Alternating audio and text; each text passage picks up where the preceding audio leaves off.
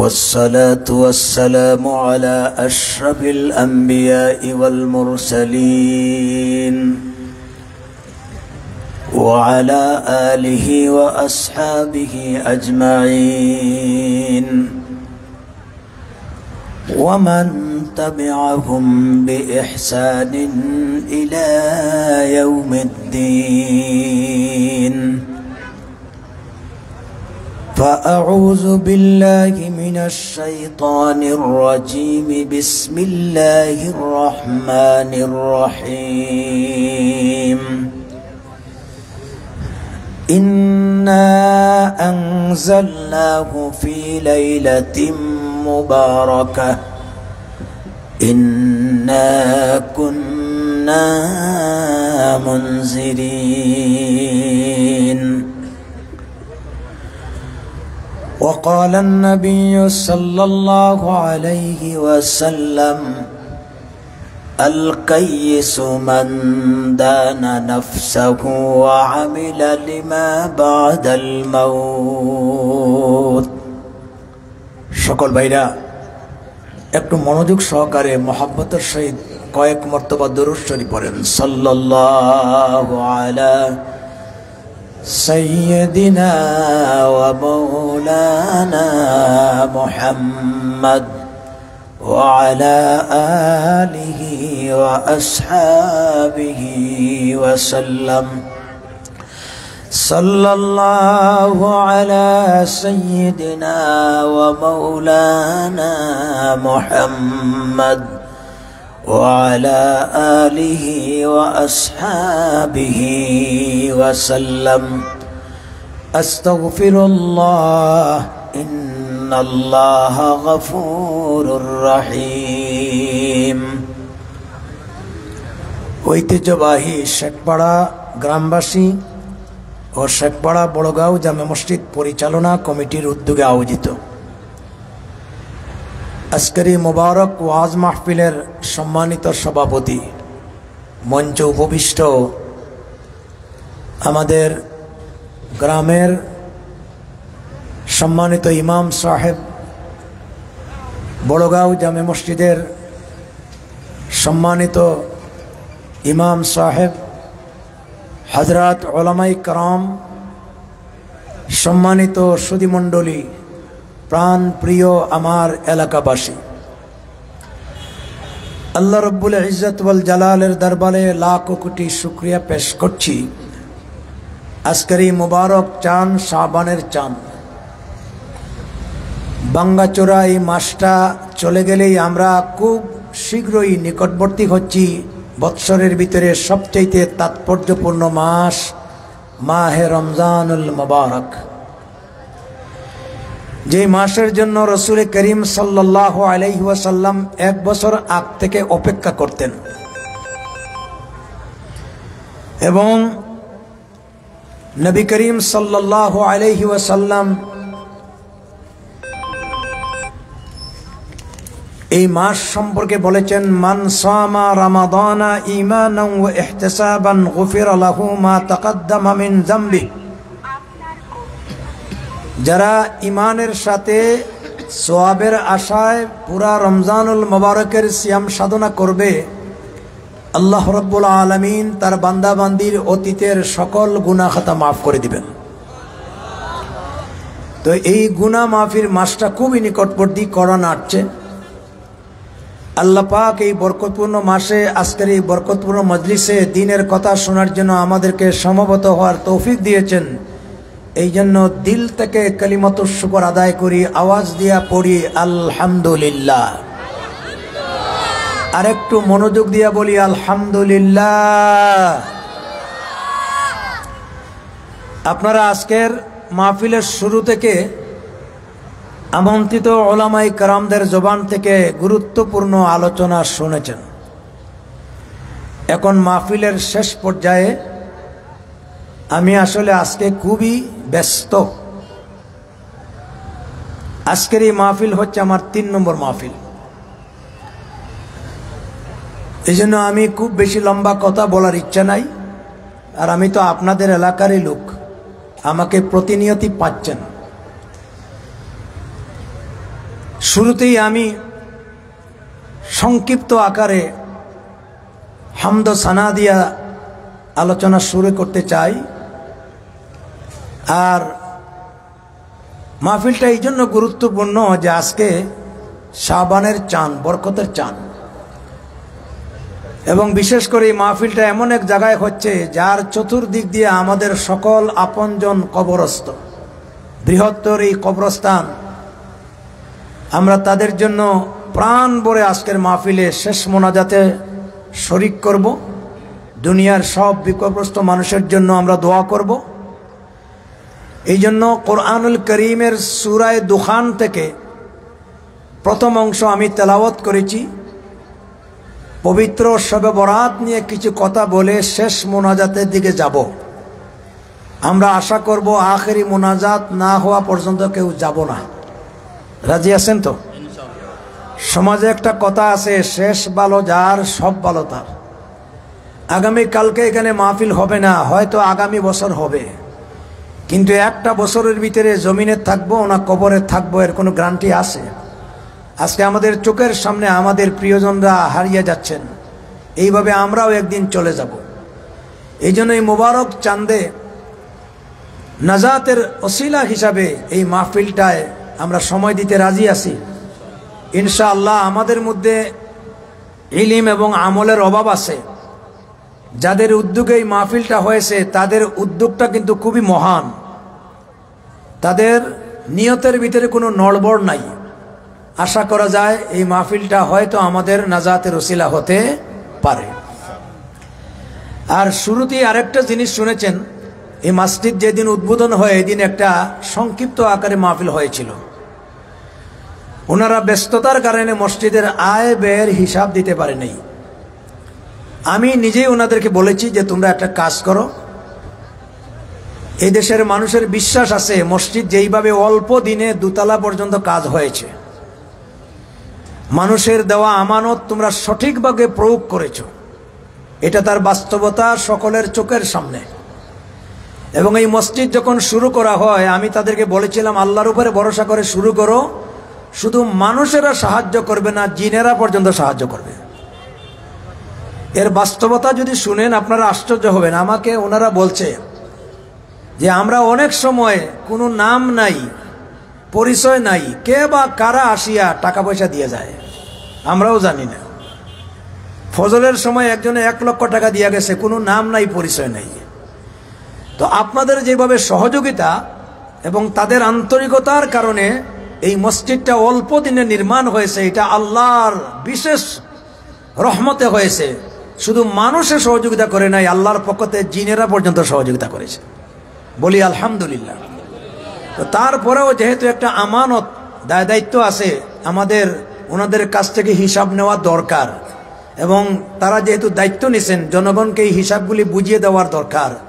আজকের এই মাহফিলের মাধ্যমে আপনাদের কাছে যতটুকু পাওনা এবং যতটুকু ব্যয় হয়েছে, কতটুকু উদ্বৃত্ত আছে, কতটুকু ঋণ আছে, সব কিছু পরিষ্কার করে আপনাদের সামনে তারা হিসাব দিয়েছেন।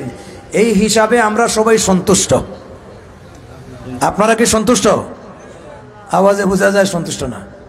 আপনারা কি সন্তুষ্ট? আলহামদুলিল্লাহ বলেন।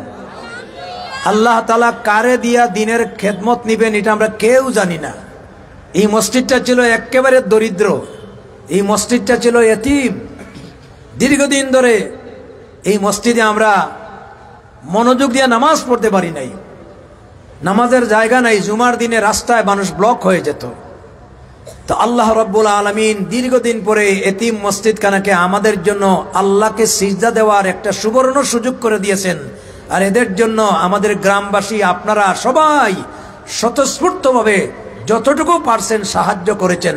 আমরা আল্লাহ তাআলার কাছে দোয়া করি সকলের সাহায্য কবুল করুন, এই মসজিদটাকে আল্লাহ তাআলা কিয়ামত পর্যন্ত কায়েম আর দায়েম রাখুন, এবং আমাদের সকলের মুর্দেগানকে এর জরিয়ায় আল্লাহ পাক কবরের আযাব মাফ করে দিয়ে জান্নাতের মালিক বানাইয়া দেন। আরো জোরে বলে আমিন।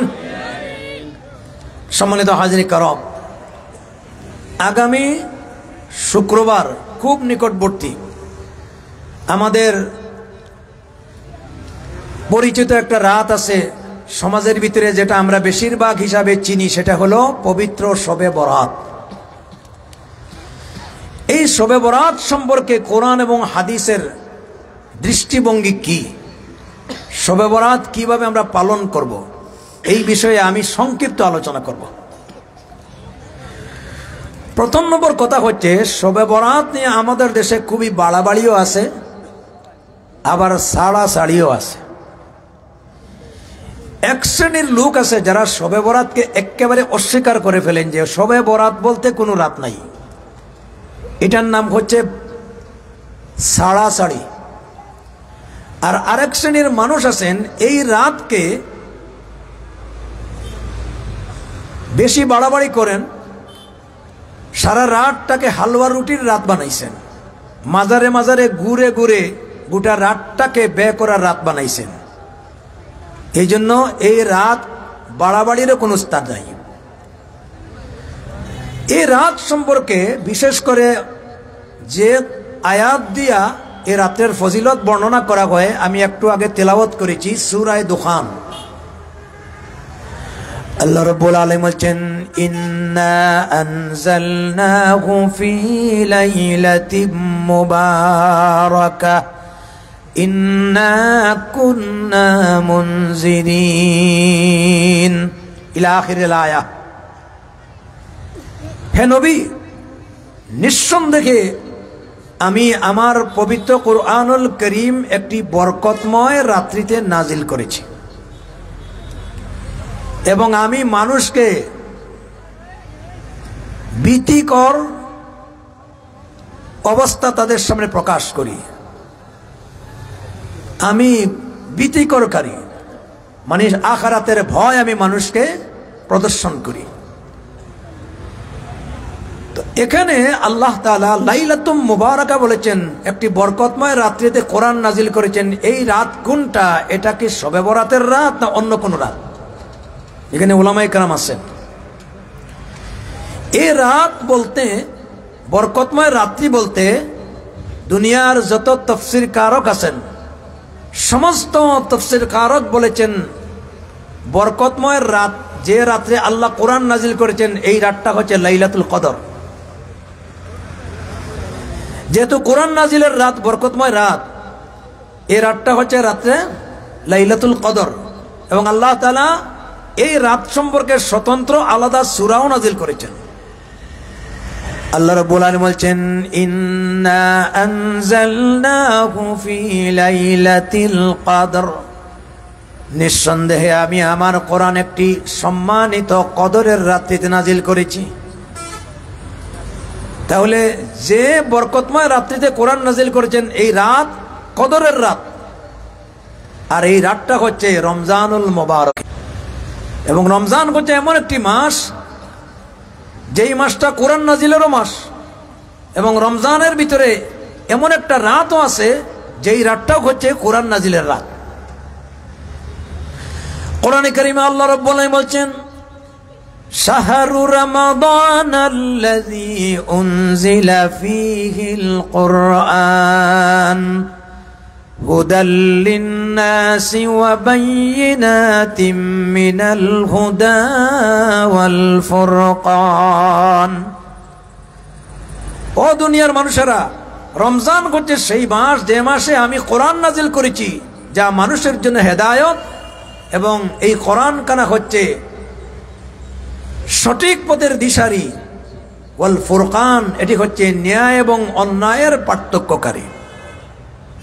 তাহলে সূরা দুখান দ্বারা বরকতময় রাত বলতে এটা শবে বরাত নয়, দুনিয়ার সব মুফাসসির বলেছেন শবে কদর, যে রাত্রিতে আল্লাহ কোরআন নাজিল করেছেন। এখন যদি বলা হয় যে না, লাইলাতুম মুবারাকা দ্বারা শবে বরাতকে বোঝানো হয় বা নিসফে শাবানকে বোঝানো হয়, তাহলে আপনারাই এটা বিচার করতে পারবেন যে শবে বরাতের রাত নিসফে শাবান যেটা, এটা রমজানে না শাবানে? কথা বলেন না কেন? এই যে সামনে শবে বরাত রাত আসতেছে, এটা শাবানে না রমজানে? শাবানে। তো আপনারা বলেন তো, আল্লাহ তাআলা কোরআন কি শাবানে নাজিল করছেন না রমজানে নাজিল করছেন? তাইলে এই বরকতময় রাত বলতে যদি শবে বরাত হয়, তাহলে দেখা যায় কোরআন নাজিল হয়েছে রমজানের শবে বরাত হবে কেমনে? এর জন্য লাইলাতুল মুবারাকা দ্বারা শবে বরাত প্রমাণিত হয় না। এর অর্থ এটা নয় যে এই রাত্রের ফজিলত নাই, আছে। তবে এই ফজিলতটা বর্ণনা করা হয়েছে সরাসরি হাদিস দ্বারা, কোরআন দ্বারা নয়। যদিও একটা বর্ণনা আছে ইকরামা রাদিয়াল্লাহু তাআলা আনহু থেকে, যে তিনি লাইলাতুল মুবারাকা দ্বারা আই লাইলাতুম মিন নিসফে শাবান, শাবান মাসের অর্ধতম রাত শবে বরাত বুঝিয়েছেন। কিন্তু এই দলিলটা কোনো মুহাদ্দিসিনে কেরাম, কোনো মুফাসসিরিনে কেরাম এটা গ্রহণ করেন নাই, এবং এটা সাংঘাতিক দুর্বল। এখন আমি যে জিনিসটা বুঝাইতে চাই, শবে বরাতের ফজিলত আছে, তবে কোরআন দ্বারা নয়, হাদিস দ্বারা। কি দ্বারা? জুড়ে বলেন। আর যেই রাতের ফজিলত বর্ণনা করা হয়েছে কোরআন দ্বারা, এই রাত শবে কদর। কিন্তু আমাদের সমাজে আমরা শবে বরাতরে যতটুকু গুরুত্ব দেই, শবে কদরকে কিন্তু এর শিকিবাগও কিন্তু গুরুত্ব দেই না। কথা বলেন না কেন? অথচ হাজারো লক্ষ কোটি শবে বরাতকে একত্রিত করলে শবে কদরের শিকিবাগেরও সমান হবে না। এই জন্য আমাদের দেশের কিছু মুসলমান আছে, সারা বছর মসজিদের কোনো সম্পর্ক নাই, নামাজের কোনো সম্পর্ক নাই, আবার শবে বরাত আসলে মসজিদ বাদও দেয় না।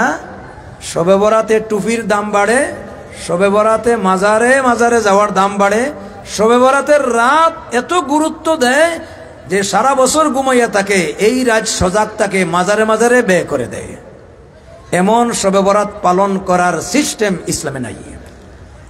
কথা কি বুঝাইতে পারছি? ভুল বুঝিয়েন না। এমনও লোক আছে, আপনার মহিলারা পর্যন্ত জামাইরে শাসায় যে তুমি তো মানুষের জাত না, আজকের একটা রাত সব মসজিদে গেছে, তুমি এখনো ঘরে শুইয়া শুইয়া বিড়ি খাও। শেষ পর্যন্ত বউয়ের দমকে খাইয়া কিওর অজু আর কিওর পবিত্রতা, এমনও লোক আছে বিনা অজুতে গিয়ে মসজিদে দাঁড়াইয়া যায়। আছে কি নাই? ভাইরা, আমার বিষয়টা ভুল বুঝবেন না। আমাদের দেশে কিন্তু শবে বরাতকে নিয়ে ধর্মীয় আবেগে আমরা অনেক কাজ করি, যেটা কোরআন সুন্নাহ সমর্থন করে না। এই রাত্রের ফজিলত সম্পর্কে যতগুলি হাদিস আছে, বিশুদ্ধ একটা হাদিস আছে, একটা হাদিস। সেটি হচ্ছে নবী করিম সাল্লাল্লাহু আলাইহি ওয়াসাল্লাম তিনি ইরশাদ করেছেন, ইদা কানাত লাইলাতুন নিসফি মিন শাবান ফায়াগফিরু লিজামিই খালকিহি ইল্লা লিমুশরিকিন আও মুশাহিন। যেটা বর্তমান বিশ্বের হাদিস বিশারদ আল্লামা নাসিরউদ্দিন আলবানী সিলসিলাতুল আহাদিসুস সাহিহা এই কিতাবের ভিতরে তিনি এটাকে হাসান হাদিস বলেছেন, সহিহ হাদিসের অন্তর্ভুক্ত করেছেন। এই রাতের ফজিলতটা কি? আল্লাহর নবী, বিশ্ব নবী রাসূল করিম সাল্লাল্লাহু আলাইহি ওয়াসাল্লাম ইরশাদ করেছেন, যখন নিসফে শাবানের রাত, অর্থাৎ আমাদের সমাজে যেটা শবে বরাত নামে প্রচলিত, এই রাতটা আগমন ঘটে, আল্লাহ রাব্বুল আলামিন তার সৃষ্টিরাজির প্রতি দয়াশীল হন, করুণাশীল হন। আর দুই শ্রেণীর সমস্ত মানুষগুলিকে আল্লাহ রাব্বুল আলামিন ক্ষমা করে দেন। সুবহানাল্লাহ, কিন্তু জোরে বললেন না। দুই শ্রেণীর মানুষ ছাড়া এই রাত্রিতে আল্লাহ তাআলা ফায়াগফিরু লিজামিই খালকিহি, সমস্ত সৃষ্টিরাজিকে আল্লাহ তাআলা ক্ষমা করে দেন। আল্লাহ তার দয়ার ভিতরে জায়গা দেন, সৃষ্টিরাজির প্রতি আল্লাহ তাআলা দয়াশীল হন। তাহলে এই রাতের ফজিলত হাদিস দ্বারা প্রমাণিত। এই রাতের ফজিলত কি দ্বারা প্রমাণিত? এর জন্য বাড়াবাড়িও করা যাবে না, আবার সাড়াসাড়িও করা যাবে না। ইসলামে বাড়াবাড়িরও কোনো স্থান নাই, আর সাড়াসাড়িরও কোনো স্থান নাই। এখন এই রাত্রে যদি আমরা আল্লাহর কাছে ক্ষমা চাই, তাহলে আমাদেরকে দুইটা স্বভাব বাদ দিতে হবে। কয়টা স্বভাব? আওয়াজ দিয়ে জোরে বলেন। দুইটা। একটা হচ্ছে শিরিক কাজ বাদ দিতে হবে, ইল্লা লিমুশরিকিন বলা হয়েছে। আর দুই নম্বরে হচ্ছে আও মুশাহিন, হিংসা বাদ দিতে হবে। আল্লাহ তাআলা এই রাত্রিতে হিংসাকুরকে ক্ষমা করেন না। আল্লাহ তাআলা এই রাত্রিতে মুশরিক তথা শিরিককারীকে ক্ষমা করেন না। অথচ আমাদের সমাজের ভিতরে এই দুইটা জিনিস বেশিরভাগ লালিত হয়। কথা বলেন না কেন? শিরিক এর আবিধানিক অর্থ হচ্ছে অংশীদারিত্ব, আর আল্লাহ যা করতে পারেন সেইটা মনে করে কোনো গায়রুল্লাহর কাছ থেকে সাহায্য নেওয়ার নাম শিরক। কোরআনে কারীমে আল্লাহ রাব্বুল আলামিন বলেছেন, ইন্নাশ শিরকা লাযুলমুন আযীম, শিরক হচ্ছে জঘন্যতম অপরাধ। আমরা অনেক পাপ করি অজান্তে, অনেক নেক আমলও করি অজান্তে, কিন্তু জানি না যে অনেক পাপ অনেক আমলের দ্বারাও মাফ হয়ে যায়। যেমন আপনারা আল্লাহর কোরআনের কথা, দিনের কথার জন্য, শোনার জন্য নিজ নিজ বাসস্থান থেকে এখানে হেঁটে হেঁটে এসেছেন। আল্লাহ রাব্বুল আলামিন প্রতিটি কদমে কদিমে সগীরা গুনাহগুলি মাফ করে দিয়েছেন। জোরে বলেন সুবহানাল্লাহ। নামাজের প্রস্তুতি নেওয়ার আগে আমরা যখন ওযু করি, হাত মুখ ধৌত করি, প্রতিটি অঙ্গ প্রত্যঙ্গ ধোয়ার সঙ্গে সঙ্গে গুনাহগুলি দয়া মুছে পরিষ্কার হয়ে যায়, এটা আমরা জানিও না। কিন্তু কেউ যদি জানিয়া শুনিয়া শিরিক কাজ করে, আল্লাহ পাক বেশি রাগান্বিত হন। আল্লাহ এটা বিনা তওবায় ক্ষমা করেন না। এই জন্য শিরিক জাতীয় অপরাধ কোনো অবস্থাতেই করা যাবে না। সমাজের ভিতরে কত শিরিক আছে। এই রাত্রেও যদি কেউ ইবাদত বন্দেগী করতে চায়, নফল হবে। কেউ যদি এই রাত্রে আমল করতে চায়, নওয়াফিল আমল করবে, তবে এই নওয়াফিল বন্দেগী সবচেয়ে উত্তম হচ্ছে ইনফেরাদি, নিজের এককভাবে ঘরের ভিতরে। যদি ঘরের ভিতরে পরিবেশ না থাকে, মনে করে যে আমি যাই আল্লাহর ঘর মসজিদে, সবার সম্মিলিত এবাদত দেখে আমার ভিতরে এবাদতের আগ্রহ জন্মিবে, সেই হিসাবে মসজিদে আসাটা ঠিক আছে। কিন্তু বহু লোক আছে এই রাত্রেও মসজিদ বাদ দিয়ে মাজারে ঘুরে। কথা বলেন না কেন? আচ্ছা, শবে বরাতের সাথে মাজারের কি সম্পর্ক? যাইয়া দেখবেন শাহজালালের মাজারে আঙ্গুল ঢোকার কোনো সুযোগ নাই, আর কলা গাছের মতো মোমবাতি জ্বালাই দিছে। আছে কি নাই?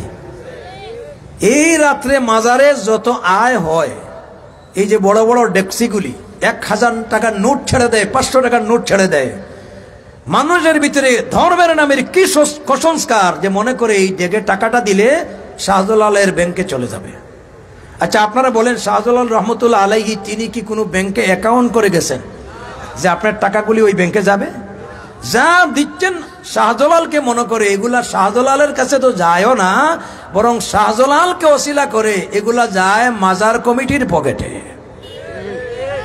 এখন তো বেজার হওয়ার কথা। কোন কমিটির পকেটে? মাজার কমিটির পকেটে।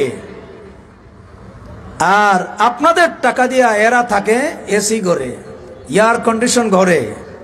আপনাদের টাকা দিয়া এদের বংশ বুনিয়াদ প্রতিষ্ঠিত হচ্ছে, অথচ আপনি জানেন না এই টাকাগুলি শাহজালাল নামে দিচ্ছেন। শাহজালাল তো পায় না, পায় শাহজালালের ফকিরেরা। অথচ মাজারে এই সমস্ত টাকা পয়সা দেওয়া জায়েজ নয়। নবী করিম সাল্লাল্লাহু আলাইহি ওয়াসাল্লাম বলেছেন, ইজা মাতাল ইনসান ইনকাতা আনহু আমালুহু ইল্লা মিন সালাস। শর্টকাট করতে চাইছি, লম্বা যাচ্ছি না। মানুষ মারা যাওয়ার পরে সমস্ত আমলের পথঘাট ক্লোজ হয়ে যায়, কিন্তু 3টা আমল জারি থাকে। কয়টা? জোরে বলতে হবে। আও সাদকাতুন জারিয়া, এই যে মসজিদে 1 টাকা দিছেন, 1 লক্ষ টাকা দিছেন, এটা চলমান থাকবে। নিজের নেক আওলাদ ইয়াদউ লাহু, আপনার জন্য যতদিন দোয়া করবে, রব্বির হামহুমা কামা রব্বায়ানি সগীরা, এটা চলমান থাকবে। কিন্তু মরার পরে কবরে আর টাকাগুলা যায় না, মোমবাতি যায় না, আগরবাতি যায় না, সান্দুয়া যায় না। আজকে আমাদের মধ্যে এমনও কুসংস্কার, এখন পর্যন্ত মানুষের ধারণা যে মাজারে যেহেতু আল্লাহর ওলি আছেন, আল্লাহর ওলিরে দেই। আপনি জানেন না তো, ওনারা ওলি হয়েছেন ওনাদের নিজের ইলমে আমলে, তাই বলে আপনাকে তাদের দেওয়ার কোনো ক্ষমতা নাই। আউলিয়ায়ে কেরামের ওলায়তের দরজা খোলা আছে, আপনিও আমল করলে ওলি হতে পারবেন। আপনি যতটুকু করতে পারেন, কোনো কবরস্থানে জিয়ারত করতে পারেন, কিছু আয়াতে করিমা পড়তে পারেন, দুরূদ শরীফ পড়তে পারেন, যিনি মুর্দা আছে তার মাগফিরাতের জন্য দোয়া করতে পারেন, আর আপনি জিয়ারত করলে আপনার লাভ যে যারা আজকে কবরে শুয়ে আছে একদিন আমাকেও তাদের মতো কবরে শুইতে হবে, এছাড়া দ্বিতীয় কোনো লাভ নাই। ঠিক কিনা বলেন? কিন্তু এই যে টাকাগুলি দেয়, শুধু টাকা দেয় না, যাইয়া বলে বাবা বিপদে পড়ে গেছি একটু আমারে সাহায্য করো। জুড়ে বলেন আছে কি নাই? সিলেটে প্রতিদিন বিশেষ করে জুমার দিন বাংলাদেশের আনাচে কানাচে থেকে এত রিজার্ভ করা বাস আসে। আমি দেখলাম এই চাঁদপুর, কুমিল্লা, নোয়াখালী, ঢাকা, ময়মনসিংহ সহ এত বাসগুলি রিজার্ভ করে নারী পুরুষ আসে জিয়ারতের উদ্দেশ্যে। এত মানুষগুলি সিলেটমুখী কেন? আমি এটা অবজার্ভ করছি দীর্ঘদিন, পরে আমি তার তথ্যটা পাইছি। কারণ আপনাদের দোয়ায় বাংলাদেশের আনাচে কানাচে যাওয়া আমার হয়। এই কুমিল্লা অঞ্চলে, চাঁদপুর অঞ্চলে, চট্টগ্রাম অঞ্চলে মাজারের যত ফজিলত বর্ণনা করা হয়, এই তাহিরি গোষ্ঠী চিনেননি আপনারা? হ্যাঁ, একটা বন্ড এবং তার চেলাচামুন্ডারা, এরা মানুষকে এইভাবে উদ্বুদ্ধ করে যে হজে যাওয়ার সুযোগ নাই, বাবার মাজারে যাও, হজের সওয়াব হবে। এই জন্য নারী পুরুষ একেবারে ঘাটাঘাটি করে মাজারে আসে। আসুক ভালো কথা, কিন্তু আসিয়া করে কি? ছেলে চায়, ইজ্জত চায়, ছেলেটা বিদেশে যাবে পাসপোর্ট চায়, ভিসা চায়।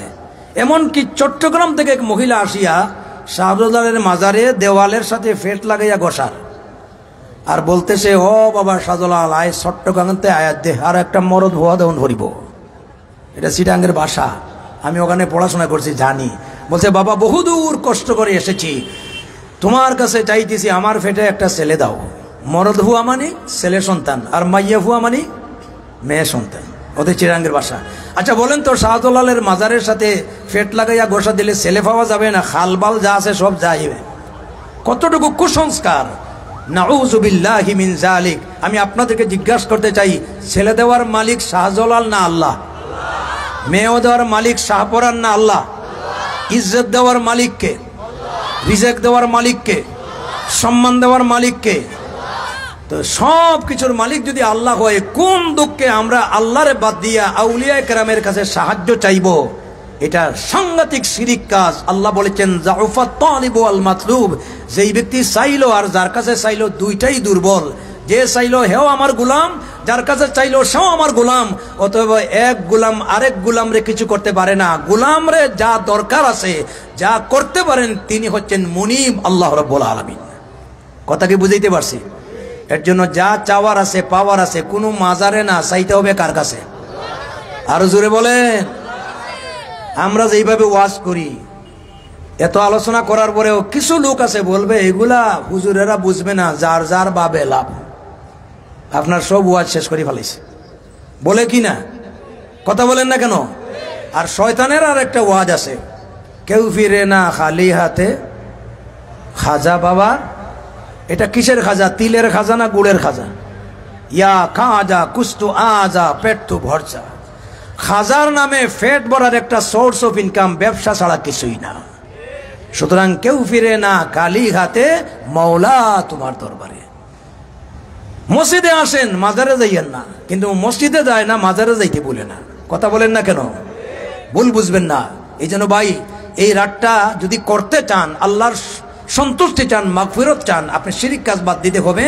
আল্লাহর কাছে আপনি যা চাওয়ার আছে, পাওয়ার আছে, সব চাইতে হবে। ঠিক কিনা? একটা কবিতা আছে শবে বরাত নামে, এটা লেখছেন কবি গুলাম মোস্তফা রহমতুল্লাহ আলাইহি। এখন তো স্কুলে এই সমস্ত কবিতা নাই। আগডুম বাগডুম গুড়াডুম সাজে, ডাক ডুল জাজর বাজে। এরপরে হাট্টিমা টিম টিম, তাদের মাঠে পাড়ে ডিম, তাদের খাড়া টুটি চিং। এগুলা বাচ্চারা শিখবে কি? ওই যে বুলবার্ড স্কুলের এক ছেলে একটা ছড়া লেখছিল সিলেটের ডাকে, মা গো আমি আর পড়বো না হাট্টিমা টিম টিম, এখন থেকে শিখবো আমি আলিফ লাম মিম। বলেন মারহাবা। কথাটা খুব চমৎকার। হাট্টিমা টিম বলে সওয়াব আছে, কিন্তু আলিফ লাম মিম পড়লে সওয়াব আছে কি নাই?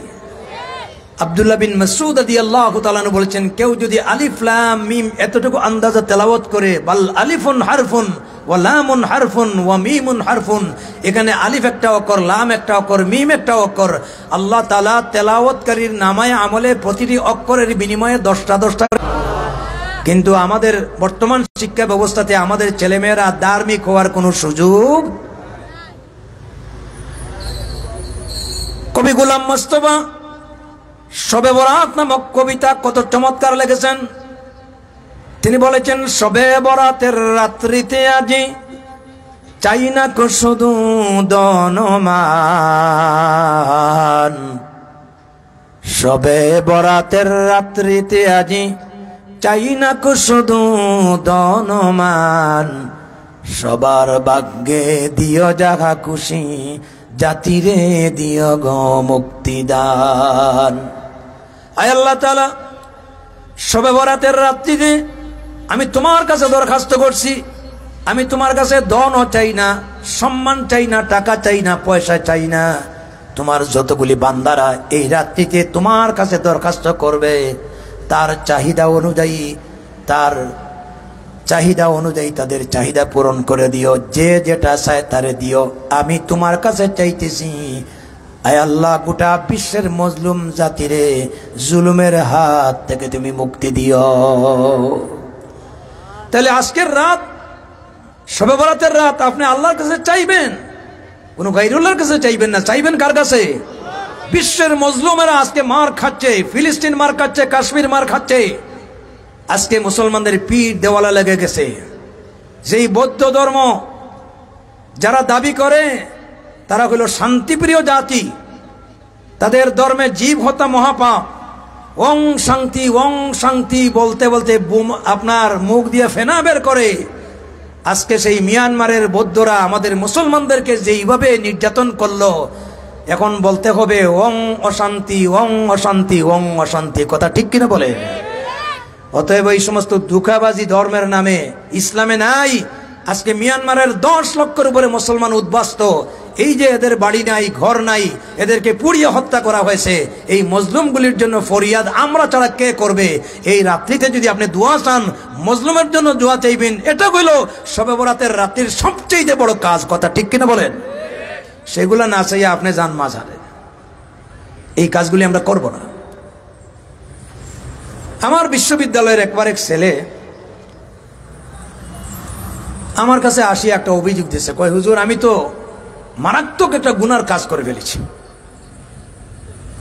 হাফাইতেছে বারবার, মানে তার ভয়ে অস্থির হয়ে গেছে। তা আমি বললাম, আচ্ছা বাবা, আমি নামাজটা শেষ করে নেই, তোমার কি আরজি বিষয়টা আছে আমি বুঝবো না। মনে মনে ভাবলাম যে সম্ভবত কোথায় আকাম কুকাম করছে, কারণ বিশ্ববিদ্যালয় এমন এক জায়গা, এখানে শয়তানও ফেল, আবার এমনও আছে ফেরেশতার চাইতে চরিত্রবান, দুইটাই আছে। নামাজ শেষে মসজিদের কোনায় গেলাম, তারে নিয়ে বললাম, কি বিষয়? কয় হুজুর, আমি তো মারাত্মক একটা গুনার কাজ করেছি, এখন আমি কি করি? আমি বললাম, কি গুনাহ করছেন বলেন? পরে বলে যে আমি বন্ধের সময়ে বাড়িতে গিয়েছিলাম, উত্তরবঙ্গে, অনেক দূরে, বাংলাদেশের উত্তরবঙ্গে একেবারে সীমান্তিক প্রান্তে বাড়ি। বাড়ি থেকে আসার পথে আমার খালু আমারে কিছু টাকা পয়সা দিয়েছিলেন শাহজালালের মাজারে ডেকে দিতে। আমি এটা আমার ব্যাগের ভিতরে খুব ভালো করে কাগজ দিয়া ভাঁজ করিয়া বাঁধিয়া রাখছি, কারণ এটা যাবে বাবার মাজারে। উজানবাটি হোটেলে আসিয়া দুপুরের লাঞ্চ করে যখন আমি খাবারের বিল পরিশোধ করব, পকেটে হাত দিয়া দেখি মানিব্যাগ চুরি হয়ে গেছে। উজানবাড়িতে বেশিরভাগ কিন্তু পকেট কাটে, ঘটনা ঘটে। ঢাকা বা বাইরে গেলে খুব সাবধানে খাবার দাবার করবেন হোটেলে। এখন তো আমি বড় বিপদে পড়লাম যে আমি বিল দেই কই থেকে, আমার মানিব্যাগ চলে গেছে, আরো অনেক কাগজপত্র নাই। এখন যদি ম্যানেজারকে আমি বলি, এটা বিশ্বাসও করবে না। শেষ পর্যন্ত আর কি করব, ওই খালুর দেওয়া মাজারের টাকা বাহির করে আমার খাবারের বিল দিছি। তো খালু দিয়েছিলেন টাকাগুলি শাহজালালের মাজারে, ওখানে না দিয়া দিছি আমি আমার মাজারে। এই যে অন্যায়টা করলাম, আমার অবস্থাটা কেমন হবে? হাসির জন্য বলছি না, আমি বললাম, খুব ভালো হয়েছে, চিন্তার কোনো কারণ নেই। তুমি মুসাফির মানুষ, রাস্তায় বিপদে পড়ছো, এই টাকা দেওয়ার কারণে আজকে সম্মান আল্লাহ বাঁচাইছে।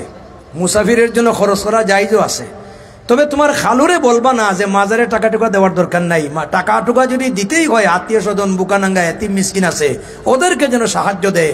ওরা খাইয়া দোয়া করলে এই সাদকাগুলি আল্লাহর দরবারে কবুল হবে। আর এখানে দিলে সব বন্ডা ফকিরগুলি খাইয়া শেষ করে দিবে। ঠিক কিনা বলেন? এই জন্য মাজারে যাওয়ার কোনো প্রয়োজন নাই। আল্লাহ বিল্লাহ করার ইচ্ছা থাকলে ইনফেরাদি অথবা ইজতেমাই মসজিদেও আসেন। এবং এই রাত্রে স্পেশাল কোনো নামাজও নাই, স্পেশাল কোনো ইবাদত বন্দেগী নাই, নওয়াফিল বন্দেগী আপনি 2 রাকাত করে যা পারেন পড়েন, কোরআনে করিম তেলাওয়াত করেন, তাসবিহ তাহলিল করেন এবং বিশেষ করে এই রাত্রে আল্লাহর কাছে তওবা এবং ইস্তেগফার করেন। তাহলে আমরা পারবো তো এই জাতীয় শুভ বরাত পালন করতে? আওয়াজে বোঝা যায় পারবেন না? এতক্ষণ আলোচনা করলাম, এখন বলেন আপনারা শবে বরাত পালন করবেন মাজারে না ইবাদত বন্দেগী করে? তাহলে আমরা ঘুরাঘুরি করবো না তো ইনশাল্লাহ? এই রাতকে হালুয়া রুটি রাত বানাবো না, পটকাবাজি করব না। এই সমস্ত পটকাবাজির সাথে শবে বরাতের কোনো সম্পর্ক নাই। ঠিক কিনা বলেন?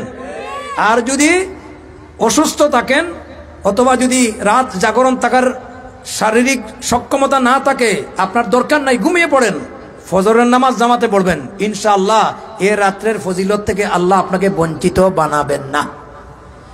তাহলে 1 নম্বর আমরা শিরিক কাজ করব না। রাজি আছেন তো? এই রাত হলো সাওয়ার রাত। কিসের রাত? সাওয়ার রাত। একটা হাদিস আছে, হযরত আলী রাদিয়াল্লাহু তাআলা বর্ণনা করেন, ইযা কানাত লাইলাতুন নিসফি মিন শাবান ফাকুমু লাইলাহা ওয়াসুমু ইয়াওমাহা। ও মুমিনেরা, শাবান মাসের অর্ধতম রাত মানে শবে বরাতের রাত যখন তোমাদের কাছে আগমন ঘটে, এই রাত্রে সুযোগ থাকলে জাগরণ থেকে আল্লাহর ইবাদত বন্দেগী করো। আর আল্লাহ রাব্বুল আলামিন এই রাত্রে প্রথম আসমানে অবতরণ করেন। আর আল্লাহ পাক তার বান্দাকে ডাকেন, আলা মিন মুস্তাগফিরিন ফাগফারা লাহ। আছে কি কেউ পাপিষ্ঠ গুনাহগার? আমি আল্লাহর দরবারে তোর ক্ষমার ভিখারি, তুই আমার কাছে চা, আমি আজকে তোর জিন্দেগির সমস্ত গুনাহ খাতা মাফ করে দেব। জোরে বলেন সুবহানাল্লাহ। আল্লাহ আছে কি কেউ অভাবী? অভাবের তাড়নায় খাবার দাবার জুটে না, ফ্যামিলি জীবনে শান্তি মিলে না, মানসিক অশান্তি, আমি আল্লাহ রাব্বুল আলামিনের কাছে চা, আমি আল্লাহ পাক তোর জিন্দেগির অভাব অনটন দূর করে দেব। আল্লাহ পাক ডাকেন, আলা মুবতালান ফাহুয়া আফিয়া। আছে কি কেউ বিপদগ্রস্ত, অসুস্থ, ডাক্তার দেখাইতে দেখাইতে রোগ নিবারণ হয় না, কি অসুস্থ হইছে ডাক্তার ধরতেও পারে না, এমনও রোগী আছে কি নাই? আমি আল্লাহর দরবারে তুই চা, আমি আল্লাহ রাব্বুল আলামিন তোর রোগগুলিকে শিফা করে দিব। আলা কাজা আলা কাজা হাত্তা ইয়াতলু আল ফাজর। এইভাবে আল্লাহ রাব্বুল আলামিন ডাকতে ডাকতে ভোর পর্যন্ত হয়ে যায়। অতএব আমরা এই রাত্রে দরখাস্ত করব, মনের যত হাজাত আছে, যত চাহিদা আছে সব আল্লাহর দরবারে পেশ করব। কথা ঠিক কিনা? করতে পারবো তো ইনশাআল্লাহ? তবে আরো খুশির খবর হলো, শুধু এই রাত না, সহিহ বুখারীর হাদিস আছে, লিকুল্লি লাইলা, এমন কোন রাত নাই যে রাত্রে আল্লাহ তাআলা রাতের শেষ ভাগে প্রথম আসমানে অবতরণ করেন না। অর্থাৎ প্রতিটি রাত আল্লাহ পাক প্রথম আসমানে অবতরণ করেন। সুবহানাল্লাহ বলেন। তাহলে আমরা এই রাত আল্লাহর কাছে চাইবো। কার কাছে চাইবো? জুড়ে বলেন। 2 নম্বর, যাদেরকে এই রাত্রে আল্লাহ তাআলা ক্ষমা করবেন না তারা হিংসুক। সমাজের মধ্যে হিংসা বিদ্বেষ আছে কি নাই? কথা বলতে হবে। আমরা কেন হিংসা করব? কারো সম্পদ আছে, আমার কম আছে, এতে অসুবিধা কি? আমি তার সম্পদ থেকে হিংসায় পড়বো। কারো বাড়িঘর ভালো, আমার কুড়েঘর, তো আমি তার এই সম্পদ দেখে কেন হিংসায় পড়বো? বরং মুমিনের দায়িত্ব হচ্ছে আলহামদুলিল্লাহ আলা কুল্লি হাল, জীবনের সর্ব অবস্থাতে আল্লাহর শুকরিয়া আদায় করা। আপনি দেখবেন নিচের দিকে যে আল্লাহ আমারে তো কুড়েঘর দিছ। এমনও তো লোক আছে যাদের বাড়ি নাই, ঘর নাই, মার্কেটে মার্কেটে রাত্রি জাগরণ করে। আছে কি নাই? এই শহরে বন্দরে যাইয়া দেখেন কত মিউনিসিপালিটির লোক এরপরে মার্কেটের বারান্দায় পড়ে রাত্রি জাগরণ করে। খেতাও নাই, লেফও নাই, তুষকও নাই। কথা ঠিক কিনা? তাহলে তার চাইতে আপনার জীবন ভালো না খারাপ? বলেন আলহামদুলিল্লাহ। দুই নম্বর কথা হচ্ছে হিংসা। এটা এত মারাত্মক একটি অপদার্থ বিষয়, যেইভাবে মরিচিকায় মূল্যবান জিনিসকে ধ্বংস করে, হিংসায় সমাজ ধ্বংস করে। ঠিক কি না? আমরা কেন হিংসা করব? হিংসা হচ্ছে সমাজে রক্তপাত ঘটানোর পূর্ব সাসার গরবাই।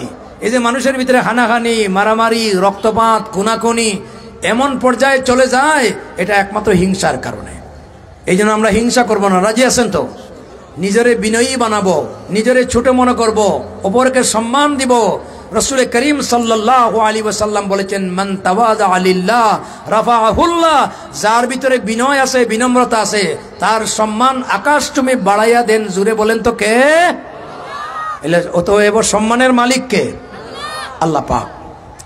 হিংসা থেকেই আপনার সুগুলগুড়ি তৈরি হয়। দোকানে বসে বসে দেখবেন, তিনজন একত্রিত হয়ে গেলে শয়তান 4 নম্বরের শরীক হইয়া এদের মধ্যে লাগাই দেন অন্যের সমালোচনা। কথা বলেন না কেন? গীবত করা খুব ভালো জিনিস।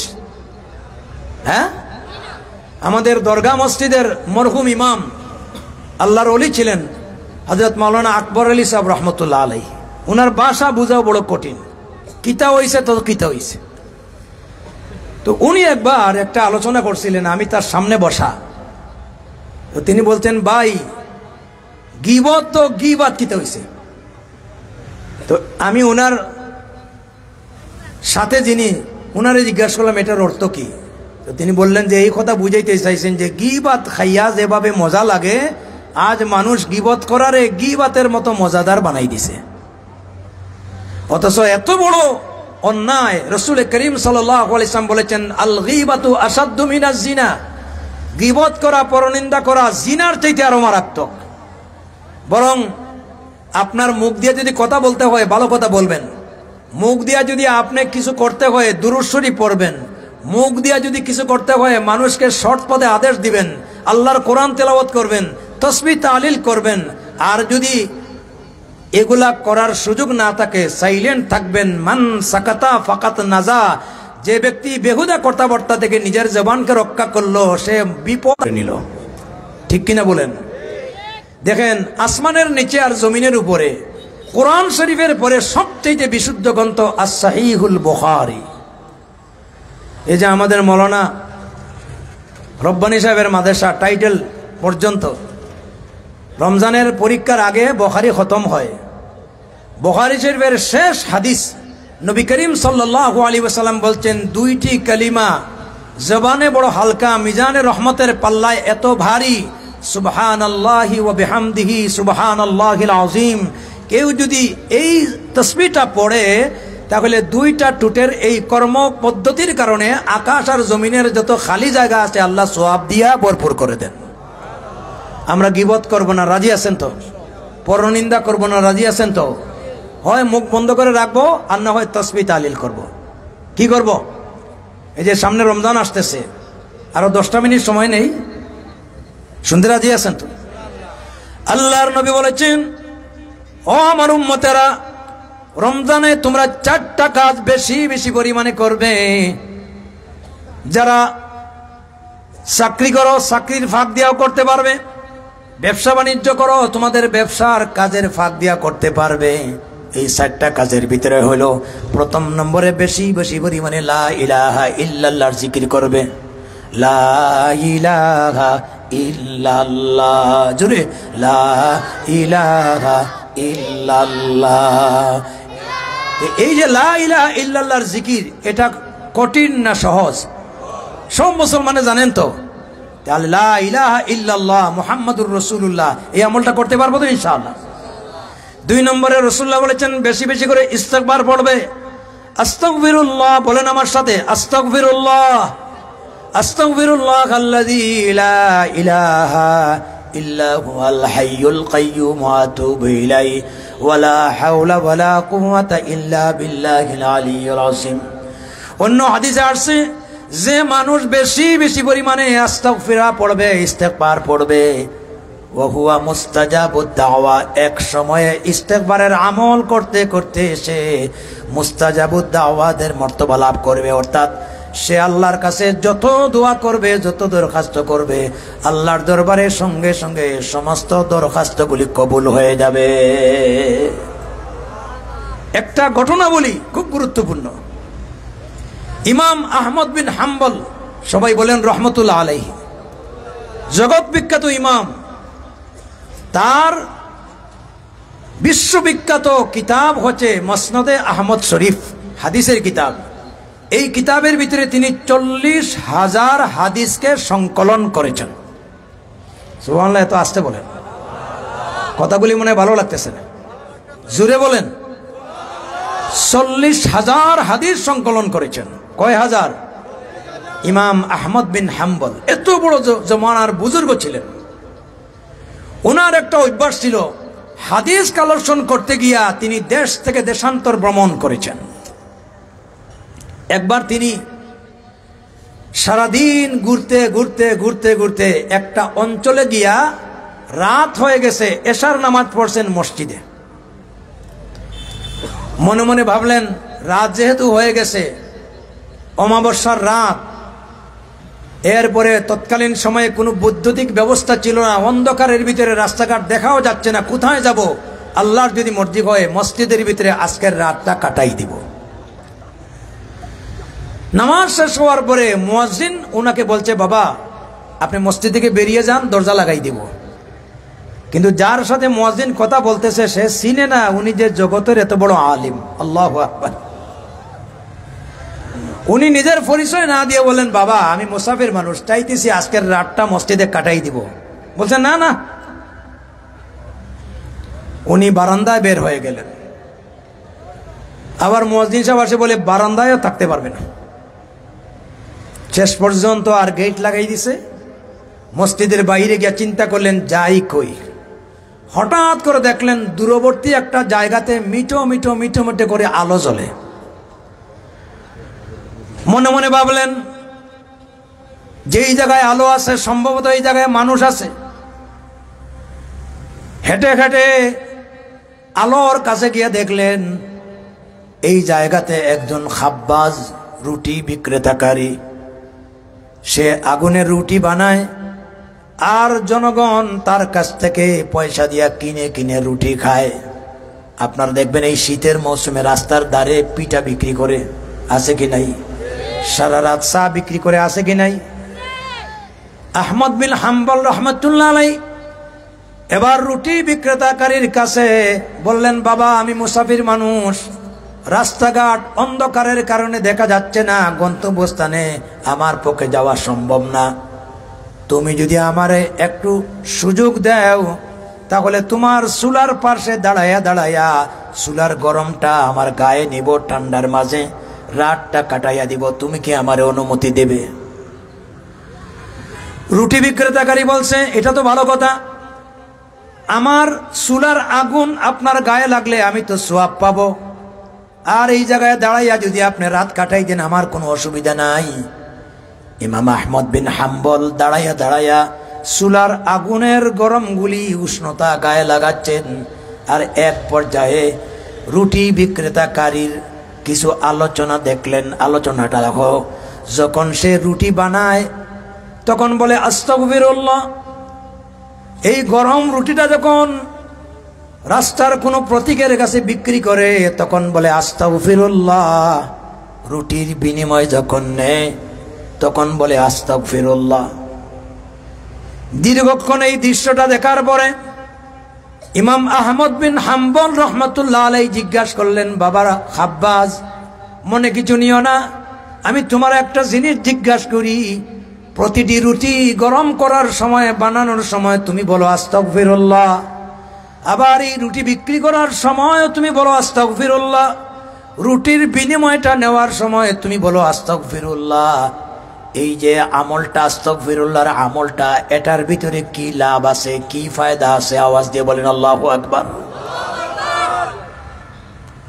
ঘটনাটা কিছু লম্বা, বলবো নি? আগ্রহ আছে? কষ্ট হবে না? রুটি বিক্রেতাকারী বলল, বাবা তুমি তো এই সম্পর্কে জানো না, আমি কি বলবো?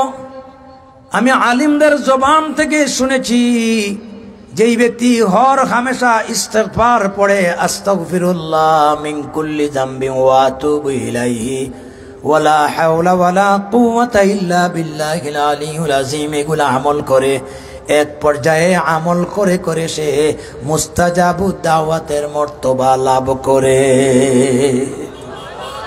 সুবহানাল্লাহ, আওয়াজ এত আসতে কেন?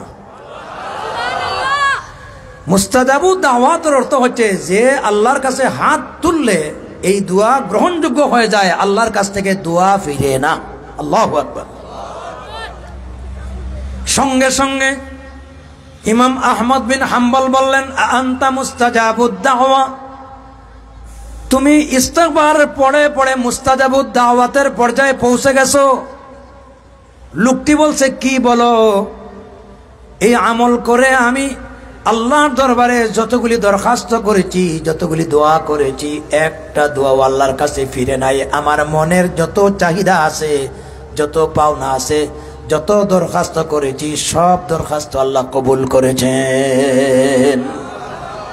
একটা দরখাস্ত এখনো কবুল হয় নাই, বাকি আছে। আল্লাহু আকবার। ইমাম আহমদ বিন হাম্বল রাহমাতুল্লাহ আলাইহি জিজ্ঞাসা করলেন, আল্লাহর দরবারে তুমি কোন দরখাস্ত করছো, এখনো এটা কবুল হয় নাই, অপেক্ষায় আছো? রুটি বিক্রেতাকারী বলছে, আল্লাহর দরবারে দরখাস্ত করছি রব্বুল আলামিন, এই সমাজের ভিতরে তোমার এক মহান বান্দা, বহু বড় হাদিস বিশারদ আহমদ বিন হাম্বল, এই মহান বুজুর্গের নাম জানছি, কিন্তু দেখারও সুযোগ হয় নাই। আমি শ্রমিক মানুষ, পেটের দান্দায় পরিবার পরিজন চালাইবার জন্য রুটি বিক্রি করি, যার কারণে এই বুজুর্গের সান্নিধ্যে যাইতে পারি নাই। আল্লাহর কাছে দোয়া করেছি, রব্বুল আলামিন অন্ততপক্ষে মরণের আগেও একটা বার হলে এই মহান ওলি আহমদ বিন হাম্বলের সোহবত লাভ করার তুমি আমারে তৌফিক দিও। এই দোয়াটা এখনো বাকি আছে। আহমদ বিন হাম্বল রাহমাতুল্লাহ আলাইহি বললেন, বাবা অবশ্যই তুমি মুস্তাজাবুদ দাওয়াত, তোমার এই দোয়াটাও আল্লাহর দরবারে কবুল হয়ে গেছে, যার কারণে আহমদ বিন হাম্বলকে খুঁজে খুঁজে তালাশ করার কোনো দরকার নাই। আনা আহমদ বিন হাম্বল, তোমার পাশে যেই ব্যক্তি দাঁড়িয়ে আছে সেই ব্যক্তি আহমদ বিন হাম্বল। অবশ্যই তুমি মুস্তাজাবুদ দাওয়াত, আল্লাহর দোয়া কবুল করেছেন বলে আল্লাহ পাক তোমার দরবারে আহমদ বিন হাম্বলকে পাঠিয়ে দিয়েছে। তাহলে ইস্তেগফারের ভিতরে কত বড় আমল! বেশি বেশি করে আমরা ইস্তেগফার করতে পারবো তো ইনশাআল্লাহ? বলেন একবার, আস্তাগফিরুল্লাহ মিন কুল্লি যামবিন ওয়া আতুবু ইলাইহি ওয়ালা হাওলা ওয়ালা কুওয়াতা ইল্লা বিল্লাহিল আলিয়্যিল আযীম। এই আমলগুলি করতে পারবো তো ইনশাআল্লাহ? এরপরে আল্লাহর নবী বলেছেন, রোজাদাররা আল্লাহর কাছে আরো দুইটা জিনিস চাইবে, নাসআলুকাল জান্নাহ, বেশি বেশি পরিমাণে আল্লাহর কাছে জান্নাত চাইবে, ওয়া নাউযু বিকা মিনান নার, আর আল্লাহর কাছে জাহান্নাম থেকে বেশি পরিমাণে মুক্তি চাইবে। এই সাইডটা আমল করতে সহজ না কঠিন? এই কাজগুলি করতে পারবো তো ইনশাআল্লাহ? এই জন্য জবান দিয়া কারো গালিগালাজ করব না, কারো বদনাম করব না, মুখটারে বন্ধ রাখবো। আর যদি কিছু করতে হয় তাসবিহ তাহলিল পড়বো, জিকির আজকার করব, কোরআনে কারীম তেলাওয়াত করব, ইস্তেগফার পাঠ করব। পারবো তো ইনশাআল্লাহ? ভাই, সুগুলকুরির ভিতরে কত যে ক্ষতি! একটা ঘটনা বললে আপনারা আশ্চর্য হবেন। এই ঘটনাটা বড় হৃদয় বিদারক। শুনতে চান? সময় কত হয়েছে? 12:30। শেষ করে নেই?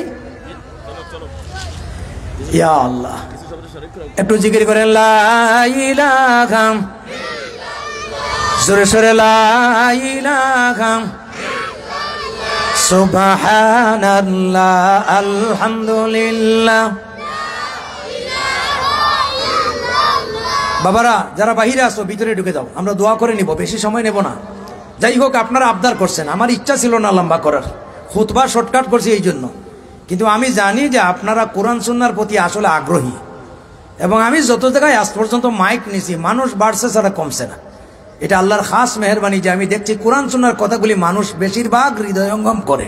এই যে উপস্থিতি, কোরআনের প্রতি যে আপনাদের মহব্বত, এটা আজকের উপস্থিতি আন্তরিকতা প্রমাণ করছে। আল্লাহ এই মজলিসটাকে কবুল করুন বলি আমিন। একটা জলজান্ত ঘটনা বলি, খুব শিক্ষণীয় ঘটনাটা বলছি। বিশ্ববিখ্যাত আলেমে দিন শাহ আব্দুল আজিজ মুহাদ্দিসে দেহলভী রহমতুল্লাহ আলাইহির লেখা কিতাব বুস্তানুল মুহাদ্দিসিন। ওই কিতাবে তিনি ইমাম মালিক রহমতুল্লাহ আলাইহির জামানার একটা হৃদয় বিদারক ঘটনা লেখছেন। ইমাম মালিক নাম শুনছেন? শুনেন নাই? ওনার একটা পরিচয় হলো ইমামুল হারমাইন শরীফাইন। সারা জীবনে তিনি দুইটা মসজিদে ইমামতি করছেন, মক্কা এবং মদিনা। সুবহানাল্লাহ বলেন। এবং তিনি ছিলেন মদিনার চিফ জাস্টিস, প্রধান বিচারপতি। প্রধান বিচারপতির পদ এটা সম্মানজনক না অসম্মানজনক? এটা যেমন সম্মানজনক, ন্যায় বিচার না করলে এই পদটা তেমন অসম্মানজনক। গতকালকে আমাদের বাংলাদেশের একজন প্রধান বিচারপতি মারা গেছেন। তিনি হচ্ছেন বিচারপতি আব্দুর রউফ। 1991 সালে তিনি প্রধান নির্বাচন কমিশনারও ছিলেন। তার আমলেই যে সুষ্ঠু ভোট হয়েছিল, এরপর থেকে আজ পর্যন্ত আর সুষ্ঠু ভোট হয় নাই। দিনের ভোট রাত্রে হয়েছে। দিনের ভোট কি হয়েছে? সেই ব্যক্তি মারা গেছেন গতকালকে। সারা বিশ্বের মানুষগুলি তার জন্য হৃদয় দিয়ে দোয়া করেছে। আবার বিচারপতি, হেও কিন্তু বিচারপতি, কিন্তু তারে খলাফাতার সুয়াইয়া বর্তা বানাই দিছে। খালি বিচারপতি হইলেই সম্মান না। বিচারপতি মানিকও বিচারপতি, আবার আব্দুর রউফও বিচারপতি, কিন্তু দুই বিচারপতির সমান না বেশ কম। একজনের সম্মান দুনিয়া এবং আখিরাতে আকাশচুম্বী, আর আরেকজনের জুলুমের কারণে খলাফাতায় সুয়াইয়া বেইজ্জতি। কথা বলেন না কেন? দুনিয়ার এগুলা নজির, মনে কিছু নেওয়ার নাই, বাস্তবতা বলছি। ইমাম মালিক রহমতুল্লাহ আলাইহি তো সাধারণ মানুষ না রে ভাই। আল্লাহু আকবার, বহু বড় আলিম, মালিকি মযহবের ইমাম। সুবহানাল্লাহ বলেন। তো উনার আমলে মদিনার শরীফে একটা বিস্ময়কর ঘটনা ঘটছে। ঘটনাটা হলো, মদিনার পার্শ্ববর্তী একটা এলাকায় এক মহিলা মারা গেছে।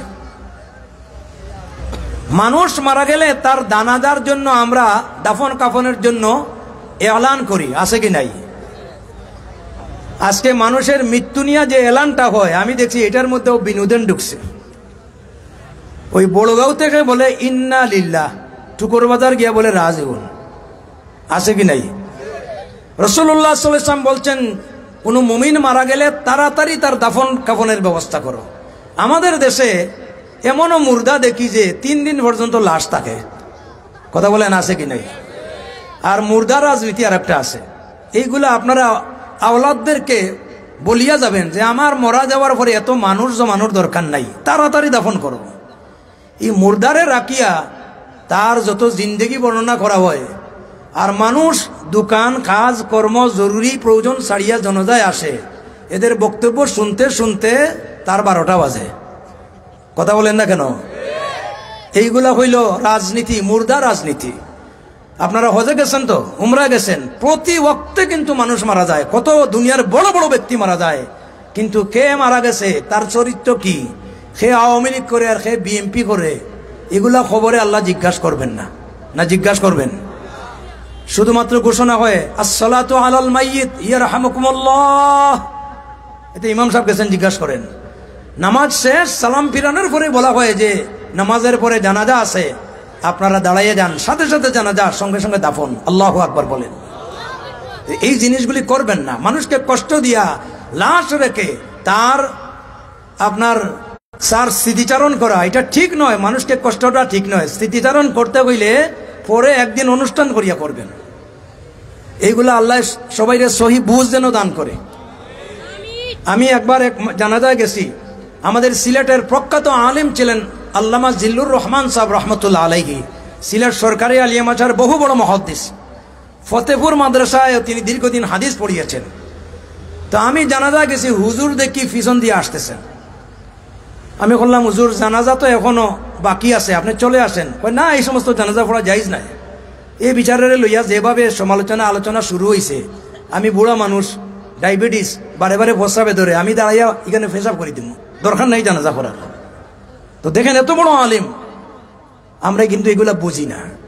মুর্দার কষ্ট হয়, লোকটা মারা গেছে মুমিন, জান্নাত অপেক্ষা করছে, সঙ্গে সঙ্গে তারে কবরস্থ করবেন, করতে পারবেন তো ইনশাআল্লাহ?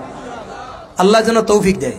এই মুর্দারে দাঁড় করাইয়া একেবারে পাইকারি হারে বক্তব্য, এটা হই পাইছেন এগুলা? ইসলাম এগুলা জায়েজ নয়।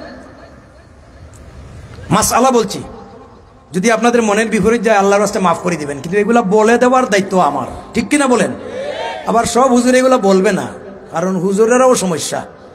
যদি মুতল্লি সেক্রেটারি বিরুদ্ধে যায় গাঠি গোল, কারণ এই দেশের 16 বছরের ইমামতি যাইতে 16 সেকেন্ডও লাগে না। ওই এক ইমাম সাহেব দেখলাম সুদর বিরুদ্ধে ঘুষুর বিরুদ্ধে কথা বলার কারণে ইমামতি শেষ। কোন ধরনের জেহালত শুরু হয়েছে আমাদের দেশে? আলিমদেরকে সম্মান করবেন, আলিমদেরকে নির্ভয়ে মিম্বরে কথা বলার সুযোগ করে দিবেন। আলিমরা কথা বলবেন আপনাদের ফায়দার জন্য, আপনারা আমাদের কেউ প্রতিপক্ষ নন। সঠিক কথা, হক কথা বলে দেওয়ার দায়িত্ব আলিমুল আমাদের। কথা বলেন ঠিক কিনা? সবাইরে কুশ করা কিন্তু সম্ভব না, ঠিক কিনা বলেন? যাই হোক, এটা মাসআলা বললাম। এখন যে কথাটা বলছি, এক মহিলা মারা গেছে, ঘোষণা দেওয়া হয়েছে তার দাফন কাফনের ব্যবস্থা হবে, জানাজা হবে, মনে করেন আসরের টাইমে। লোকটার জানাজায় অংশগ্রহণ করার জন্য বিপুল সংখ্যক মানুষের উপস্থিতি। এখন লাশ নাই।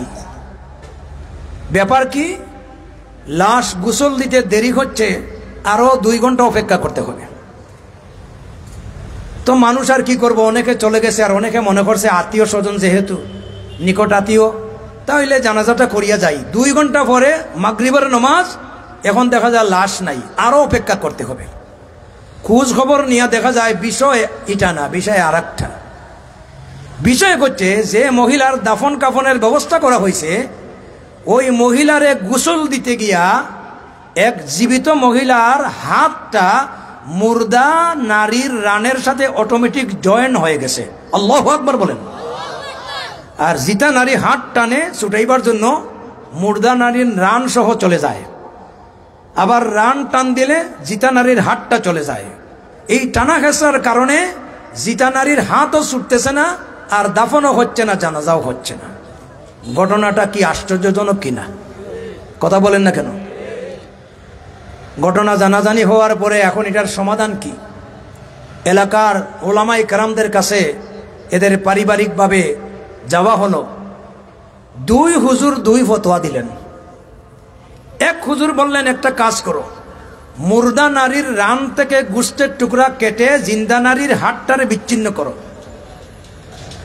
মুর্দা নারীর পরিবারেরা বলল, আমরা এই কাজ করতে দেব না, আমাদের মেয়েটা মারা গেছে, আর তার গোশতের টুকরা কেটে জিন্দা নারীর হাত বিচ্ছিন্ন করে আমাদের মুর্দাকে দাগ লাগাইয়া কবরে আমরা রাখতে চাই না। আরেক হুজুর বললেন, তাইলে এক কাজ করো, জিন্দা নারীর কবজিতে হাত কেটে মুর্দা নারী থেকে জিন্দা নারীরা আলাদা করো। এখন জিন্দা নারীর পরিবারেরাও বলল, আমরা এই কাজ করতে পারবো না, কারণ মুর্দা তো কবরে চলে যাবে, এই লোকটার তো হায়াত আছে, আরো দীর্ঘদিন বাঁচবে। এখন যদি হাত কাটা থাকে, সারাটা জিন একটা দাগ লাগবে, মানুষ বলবে যে এই লোকটা কোন ঘটনা ঘটাইছে, ঠিক কিনা বলেন? তাইলে সমাধান হয়েছে না আরো বাড়ছে? আল্লাহু আকবার বলেন। ঘটনা কইতাম নি? ইয়া আল্লাহ। আমার ভাইরাম, এলাকার ভিতরে গণ্যমান্য মুরব্বিয়ানে কেরাম এবার বৈঠকে বসে বললেন, এলাকার 2 হুজুরদের ফতোয়ার কারণে আমরা কোনো মীমাংসায় পেলাম না। এবার আমাদের দরখাস্ত হলো, দেশের ভিতরে যিনি বড় হুজুর আছেন, চিফ জাস্টিস, প্রধান বিচারপতি, মদিনার ইমাম হযরত ইমাম মালিক রহমতুল্লাহ আলাইহির দরবারে এই বিষয়টা জানানো হোক। সম্ভবত তিনি কোনো ফয়সালা দিলে আল্লাহর পক্ষ থেকে মীমাংসা হয়ে যাবে। জোরে বলেন সুবহানাল্লাহ। ইমাম মালিক রহমতুল্লাহ আলাইহির শরণাপন্ন হলো, বিষয়টা জানানো হলো। ইমাম মালিক রহমতুল্লাহ আলাইহি বললেন, তোমরা একটা কাজ করো, আপাতত আমি কোনো সমাধান দেব না। যে জীবিত নারীর হাতটা মুর্দা নারীর উরুর সাথে জয়েন হয়ে গেছে, আমাকে ওই জীবিত নারীর সঙ্গে একান্ত কথা বলার সুযোগ করে দিতে হবে। বলা হলো, অবশ্যই দেওয়া হবে। ইমামে মালিক রহমতুল্লাহ আলাইহি জিজ্ঞাসা করলেন, তুমি মিথ্যা কথা বলবে না সত্য কথা বলবে? ওয়াকুলু কাউলান সাদীদা, সঠিক কথা বলবে। যদি তোমার কথার ভিতরে সততা থাকে আল্লাহ অবশ্যই কোনো মীমাংসা করবেন। আমি জানতে চাই, তুমি জীবিত মানুষ, মুর্দারে গোসল দিতে গিয়া তোমার এই তাজা হাতটা মুর্দা নারীর রানের সাথে কেমনে জয়েন হয়েছে, বিষয়টা কি ঘটনা আমারে বলো। এবার বলে, হুজুর এই নারীরে যখন আমি গোসল দিতে গিয়েছিলাম তার উপরে পানি ছিটাচ্ছিলাম, এক পর্যায়ে রানের কাছে আমার হাতটা আসার সঙ্গে সঙ্গে তার সম্পর্কে আমি মনে মনে একটা বাজে মন্তব্য করেছিলাম। আল্লাহু আকবার। আমি তার সঙ্গে গীবত চর্চা করছিলাম, বলছিলাম শেষ পর্যন্ত তুই মারা গেলে, কিন্তু এই লজ্জাস্থান দিয়া কত ছেলেরে পাগল বানাইছিলে।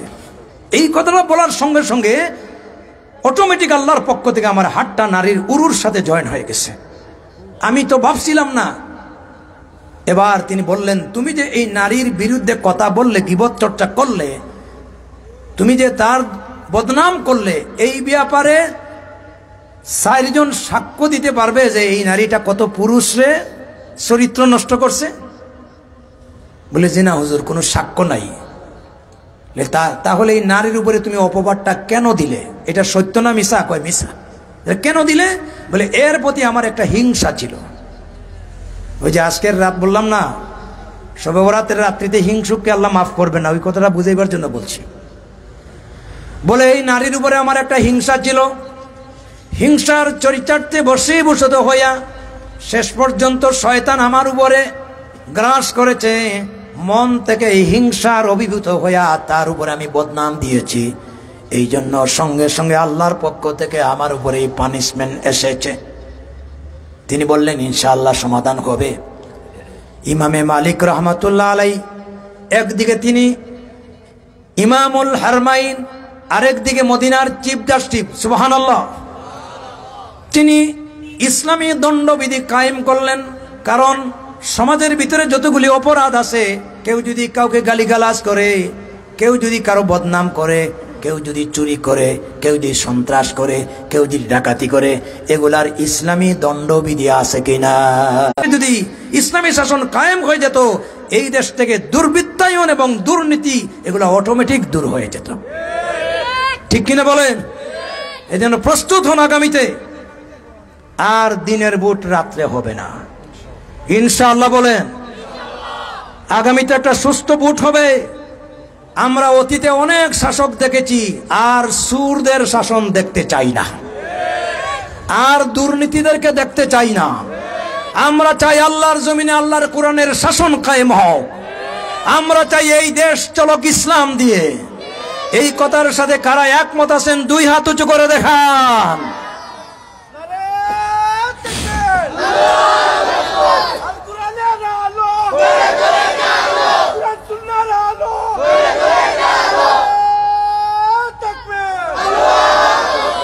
হাত নামান, কথাটা রয়ে গেছে, খালি লম্বা হয়ে যায়, আমি কি করব বলেন?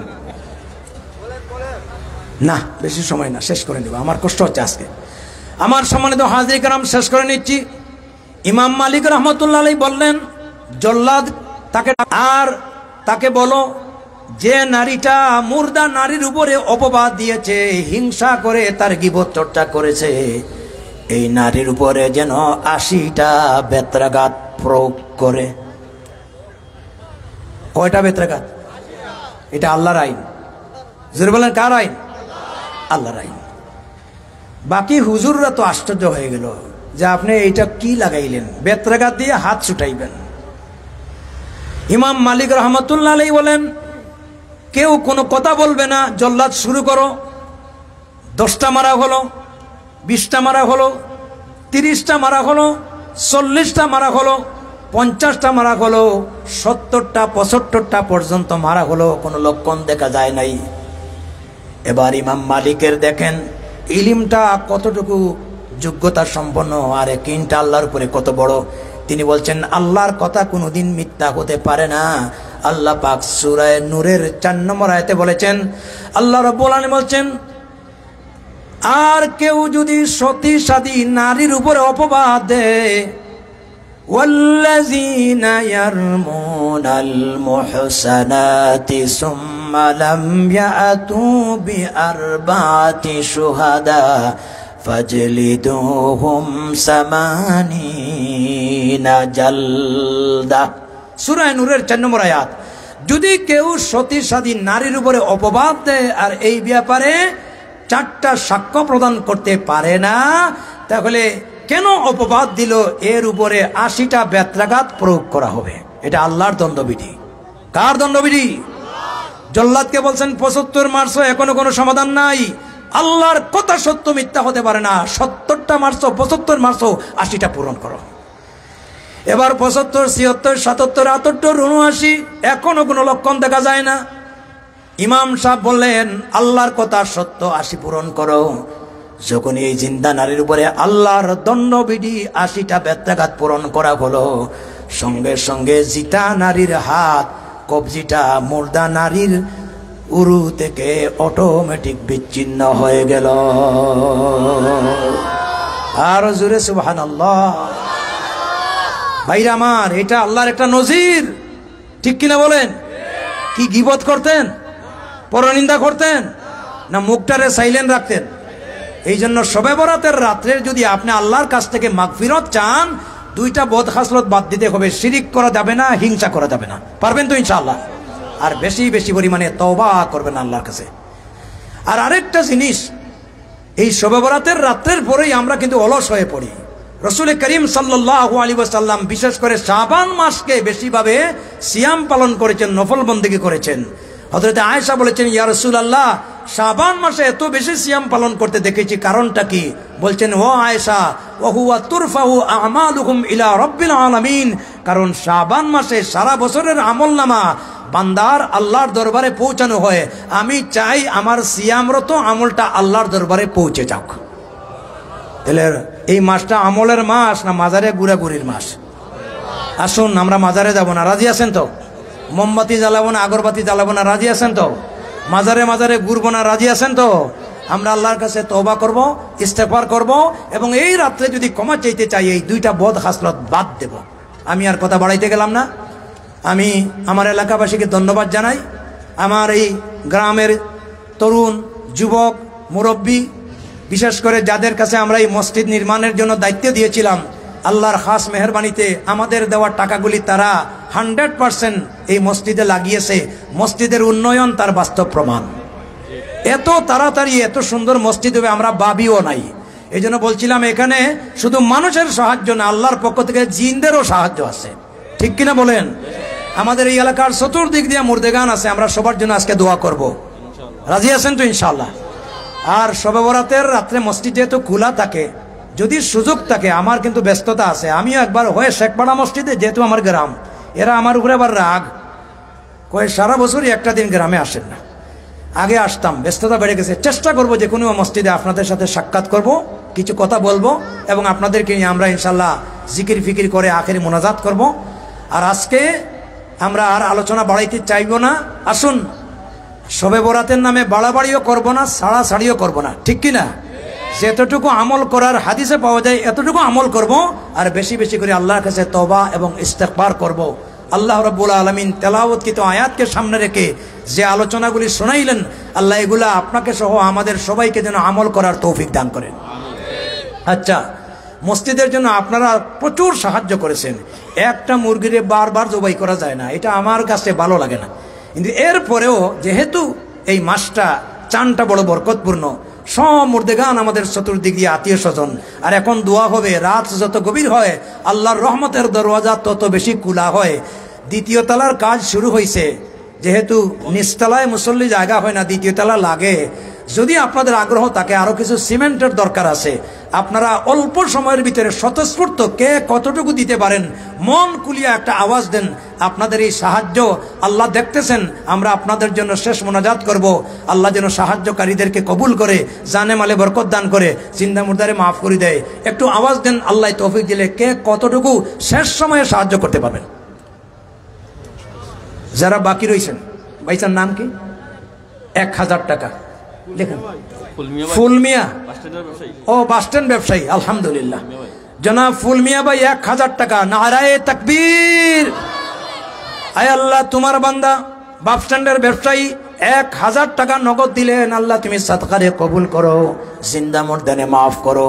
আল্লাহ আসমানি জমিনি বালা মুসিবত থেকে হেফাজতে রাখো। আওয়াজ দিয়া জুড়ে সুরে বলেন আমিন। 2 নম্বরে দেখি কে? হ্যাঁ, কয় বস্তা? কি নাম? তাড়াতাড়ি বলেন। শেখপাড়া আরশালীর ছেলে 10 বস্তা সিমেন্ট দিবে। নারায়ে তাকবীর। তার নাম শামীম। আল্লাহ তুমি কবুল করো, মঞ্জুর করো, জানে মালে বরকত দান করো, জিন্দা মুর্দারে মাফ করো। আমিন ইয়া রাব্বাল আলামিন। আলহামদুলিল্লাহ। চরুগাঁও আমার এক ভাই, নাম বলবেন না, তিনি 10 বস্তা সিমেন্ট দিবেন। নারায়ে তাকবীর। আলহামদুলিল্লাহ। আরেকজন ভাই 1 2 3 4 500 টাকা নগদ দিচ্ছেন। আল্লাহ তুমি কবুল করো, মঞ্জুর করো, জানে মালে বরকত দান করো। শেখপাড়া মুখতার ভাই 4 বস্তা সিমেন্ট দিচ্ছেন। আল্লাহ তুমি কবুল করো, মঞ্জুর করো, আল্লাহ জানে মালে বরকত দান করো। সবাই বলেন আমিন। আপনাদের এই মসজিদের প্রতি যে আন্তরিকতা, এটা ভাষায় প্রকাশ করার মতো না। আলহামদুলিল্লাহ, আপনাদের সহযোগিতা না দিলে তো এই মসজিদ হতো না।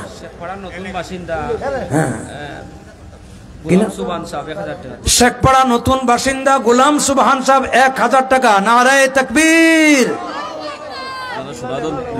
ও আচ্ছা, আমার ভাই সোনাদন 2 বস্তা সিমেন্ট, কর্মচারী মানুষ। নারায়ে তাকবীর। আয় আল্লাহ, তার আব্বার জন্য দোয়া চেয়েছে, তুমি কবুল করো, মঞ্জুর করো, তার আব্বার কবরের আযাব মাফ করো, জিন্দা মুর্দারে মাফ করো। আমিন ইয়া রাব্বাল আলামিন। আলহামদুলিল্লাহ। ব্যবসায়ী শামীম আগেও দিছেন, এখন আরো 2 বস্তা সিমেন্ট আব্বার মাগফিরাতের জন্য। আল্লাহ তুমি কবুল করো, আল্লাহ তুমি মঞ্জুর করো। মাশাআল্লাহ। ড্রাইভার আবু বানুগাস 500 টাকা দিয়েছেন। ড্রাইভার আবু বানুগাস 500 টাকা। আল্লাহ তুমি কবুল করো, মঞ্জুর করো, জানে মালে বরকত দান করো, জিন্দা মুর্দারে মাফ করো। আমিন ইয়া রাব্বাল আলামিন। মাশাআল্লাহ। বড়গাঁও মিলাদের আম্মা অসুস্থ, 100 টাকা দিয়েছেন। আল্লাহ তোমার বান্দিরে দারুস শিফা থেকে শিফা দান করো। আমিন ইয়া রাব্বাল আলামিন। আস্তে আস্তে। শেখপাড়া জাহাঙ্গীর 1 বস্তা সিমেন্ট। আল্লাহ তুমি কবুল করো, মঞ্জুর করো। সানি আরেক বস্তা সিমেন্ট। আল্লাহ তুমি কবুল করো, মঞ্জুর করো, জানে মালে বরকত দান করো। শেখপাড়া জাহাঙ্গীর ভাই অসুস্থ, 100 টাকা দিয়েছেন। আল্লাহ তুমি কবুল করো, হায়াতে তৈয়বা দান করো, জিসমানি রুহানি আল্লাহ শারীরিক ব্যাধি তুমি দূর করো। আওয়াজ দিয়ে আমিন বলেন। মাশাআল্লাহ। সাবেক মেম্বার আব্দুল মালিক, আব্বা আম্মার মাগফিরত, এবং তার ভাই এই কিছুদিন আগে মারা গেছে। 2 বস্তা সিমেন্ট দিবে। আল্লাহ তুমি কবুল করো। আল্লাহ পীর সাহেব, আল্লাহ তাদের পরিবারকে মাফ করো, আল্লাহ তার ছেলেটারে মাফ করো, কবরের আযাব দূর করো, আল্লাহ তার কবরটারে জান্নাতের বাগান বানায়া দিও। আমিন ইয়া রাব্বাল আলামিন। জি, সাকিব 200 টাকা আব্বা আম্মার মাগফিরাতের জন্য। ওই যে 3 আঙ্গুল কি, ওই যে আরেক ভাই উঠাইছেন, ওনার নামে 2 বস্তা, ওনার নামে 2 বস্তা। ওই যে নাম লেখেন, শাহিদ আহমদ ভাই। এরপরে কে? আলাই মিয়া। আমি সবাই চিনিও না আসলে, আমাদের গ্রামের। আলহামদুলিল্লাহ, মাশাআল্লাহ। একটু কষ্ট করেন মসজিদের জন্য, 10টা মিনিট সময় দিতে পারবেন তো? ইনশাআল্লাহ দোয়া হয়ে যাবে। একটু জিকির করেন, লা ইলাহা, জোরে সোরে লা ইলাহা সুবহানাল্লাহ আলহামদুলিল্লাহ। আচ্ছা, এরপরে আর কে? আপনারা যারা বসে আছেন, আপনাদের কাছ থেকে আর একটু আওয়াজ শোনার দরকার। এখানে কুমারগাঁও, হায়দরপুর, পীরপুর, টুকের বাজার, শেখপাড়া, সাহেবের গাঁও, চরুগাঁও, আকালিঘাট সহ সব জায়গার লোক আছেন, এবং আমাদের সকলের আত্মীয় স্বজন কবরে আছেন, ঠিক কিনা? সবার মুর্দেগান এখানে আছেন। আমরা সবার জন্য দোয়া করব। আপনাদের তো সহযোগিতায় মসজিদটা হয়েছে। একটা কাজ করেন, পকেটে হাত ঢুকাই দেন। আচ্ছা, ওনার মামি বেমার, 2 বস্তা সিমেন্ট দিবেন। মতওয়াল্লি সাহেব, আল্লাহ তুমি কবুল করো। আপনারা পকেটে হাত ঢুকাই, এই যে 10টা টাকা, এটার মধ্যে বরকত আছে। 50 টাকা, 100 টাকা, কার পকেটে কত বড় নোট আছে, একটু পকেটে হাত ঢুকান। আবার দেখেন অন্যর পকেটে ঢুকাইয়েন না। একটু বালতি নেন, বালতি দেন, আর জিকির করেন লা ইলাহা। শিরনি আছে আপনাদের জন্য, তাবারুকের ব্যবস্থা দোয়ার পরে পরে দেওয়া হয়ে যাবে। লা ইলাহা ইল্লাল্লাহ সুবহানাল্লাহ আলহামদুলিল্লাহ। মতুল্লি সাহেবের বাগনা 100 টাকা দিন মানে খাওয়া অসুস্থ দোয়াটা। মুতল্লি সাহেবের বাগনা 100 টাকা দিবেন, আল্লাহ শিফা দান করো। আরেক ভাই 300 টাকা। সাহেবের ঘর মিসবা ভাই 10 বস্তা আছে মাশাআল্লাহ। সাহেবের গাঁও মিসবা 10 বস্তা সিমেন্ট। নারায়ে তাকবীর। আল্লাহ তুমি কবুল করো, আল্লাহ তুমি মঞ্জুর করো। মাশাআল্লাহ মাশাআল্লাহ। শেখপাড়ার মামুন 2000 টাকা। মাশাআল্লাহ। শেখপাড়ার মামুন বলতে আমার মামুন নেই, এরা আমাদের প্রিয়। এই এলাকার বেশিরভাগ যুবক আমার কাছে পড়াশোনা করছে, এরা আমার ছাত্র। 10 অনেকেই 2000 টাকা। মামুন 200 টাকা, 2000 টাকা। আরেকজন 100 টাকা। শেখপাড়ার শাহিন 1 বস্তা সিমেন্ট। আল্লাহ তুমি কবুল করো, মঞ্জুর করো, জানে মালে বরকত দান করো। আওয়াজ দিয়ে বলেন আমিন। আলহামদুলিল্লাহ। তাড়াতাড়ি দেন, তাড়াতাড়ি দেন। আর আপনারা যারা দাঁড়ায় আছেন আর একটু কাছে আসেন, ওনাদেরকে জায়গা দেন। সবাই প্যান্ডেলের ভিতরে ঢুকে যান। তো আপনাদেরকে তাবারুক দিতে শৃঙ্খলা হবে, কিছু ফাঁক আছে। শীতের দিন তো একটু কাছে আসেন, একটু সামনে আসেন। জিকিরের সাথে আছেন লা ইলাহা লা ইলাহা সুবহানাল্লাহ আলহামদুলিল্লাহ।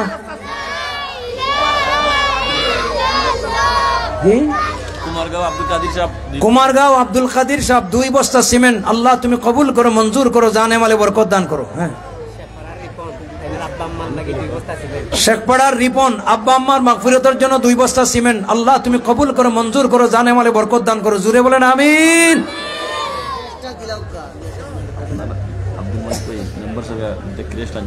আচ্ছা 2 মিনিটে শেষ করেন, তাড়াতাড়ি। আপনারা বসে যান, দোয়া হয়ে যাবে। ভাই আমার কষ্ট হচ্ছে কিন্তু। শেখপাড়া 2 বস্তা সিমেন্ট। আচ্ছা আমাদের ফরিদ চাচা মারা গেছে কিছুদিন আগে। আহা 2 জন লোক মারা গেল, ইয়ং। আনোয়ার বাদশা। আল্লাহ তুমি এদের মাফ করে দাও। শাহিন আর এরপরে ওই যে কি ফরিদের বাইনা চাচা আলামিন। আলামিন আলামিন মারা গেছে। অনেক যুবকরা মারা গেছে। আল্লাহ কার যে কোন দিন ডাক এসে যায়, আমরা কেউ দুনিয়াতে থাকবো না। আল্লাহ এদের জন্য দোয়া করি, আল্লাহ এদের মাফ করে দেন। আল্লাহ আমাদের হায়াতের মধ্যে বরকত দিন। তাড়াতাড়ি বলেন, কি বলেন? 2 মিনিটে। অসুস্থ, আল্লাহ শিফা দান করুন, আল্লাহ শিফা দান করুন। তাড়াতাড়ি, খুব তাড়াতাড়ি, কারণ রাত হয়ে গেছে 1টার কাছাকাছি।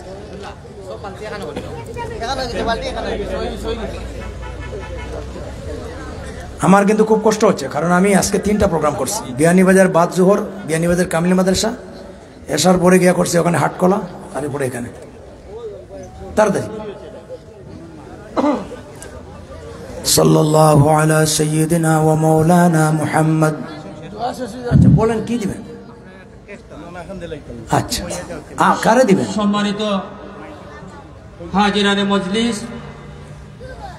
এ পর্যায়ে আজকের এই মাহফিলে শেখপাড়া বড়গাঁও জামে মসজিদের ইমাম ও খতিব হযরত মাওলানা গোলাম রব্বানী সাহেব সুনামের সহিত দায়িত্ব পালনের 25 বছর পূর্তি উপলক্ষে আলহামদুলিল্লাহ আমাদের গ্রামের সাবেক মেম্বার, শেখপাড়া পাঞ্জারি যুব কল্যাণ সংস্থার প্রতিষ্ঠাতা ও সাবেক সাধারণ সম্পাদক শাহ আব্দুল মালিক ভাই সম্মাননা স্মারক প্রদান করবেন। মাশাআল্লাহ। সবাই বলেন নারায়ে তাকবীর।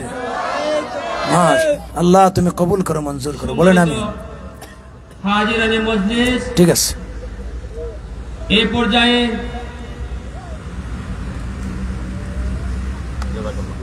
আমাদের আজকের এই মাহফিলে অত্র এলাকার কৃতি সন্তান, আমরা আন্তর্জাতিক খ্যাতি সম্পন্ন মুফাসসিরে কুরআন, জননন্দিত ইসলামী বক্তা হযরত মাওলানা কারি মতিউর রহমান সাহেব, ইমাম ও খতিব শাহজালাল বিজ্ঞান ও প্রযুক্তি বিশ্ববিদ্যালয় সিলেট জাতীয় পুরস্কার অর্জন করায় সম্মাননা স্মারক প্রদান করবেন সাবেক মেম্বার, পাঞ্জারি যুব কল্যাণ সংস্থার প্রতিষ্ঠাতা সাবেক সাধারণ সম্পাদক শাহ আব্দুল মালিক ভাই। সম্মানিত আজরের মজলিস, আপনারা যারা দাঁড়িয়ে আছেন প্যান্ডেলের ভিতরে ঢুকে পড়েন, দোয়া হয়ে যাবে, দোয়া হয়ে যাবে। এবং একটু তবরুকও বিতরণ করা হবে। দুরূদ শরীফ পড়েন সাল্লাল্লাহু আলা সাইয়্যিদিনা ওয়া মাওলানা মুহাম্মদ ওয়া আলা আলিহি ওয়া আসহাবিহি ওয়া সাল্লাম। আস্তাগফিরুল্লাহ ইন্নাল্লাহা গফুরুর রহিম। আস্তাগফিরুল্লাহাল্লাযী লা ইলাহা ইল্লা হুয়াল হাইয়ুল কাইয়্যুম ওয়া আতুবু ইলাইহি ওয়া লা হাওলা ওয়া লা কুওয়াতা ইল্লা বিল্লাহিল আলিয়্যিল আযীম। আল্লাহুম্মা আমিন। ربنا ظلمنا أنفسنا وإن لم تغفر لنا وترحمنا لنكونن من الخاسرين ربنا هب لنا من أزواجنا وذرياتنا قرة أعين واجعلنا للمتقين إماما أي الله تعالى আজকের মুবারক শাবানের চাঁদ বাঙ্গাচুরা কয়েকদিন পরে মাঘে রমজানুল মুবারকের মুখোমুখি হচ্ছে মাওলা। আল্লাহ মুবারক চাঁদে শেখ পড়া বড়গাঁও জামে মসজিদের উদ্যোগে আজকের এই বার্ষিক মাহফিলে বিদায়ের পথে ভিক্ষুকের মতো তোমার শাহী দরবারে দোকানে হাত উঠাইছি।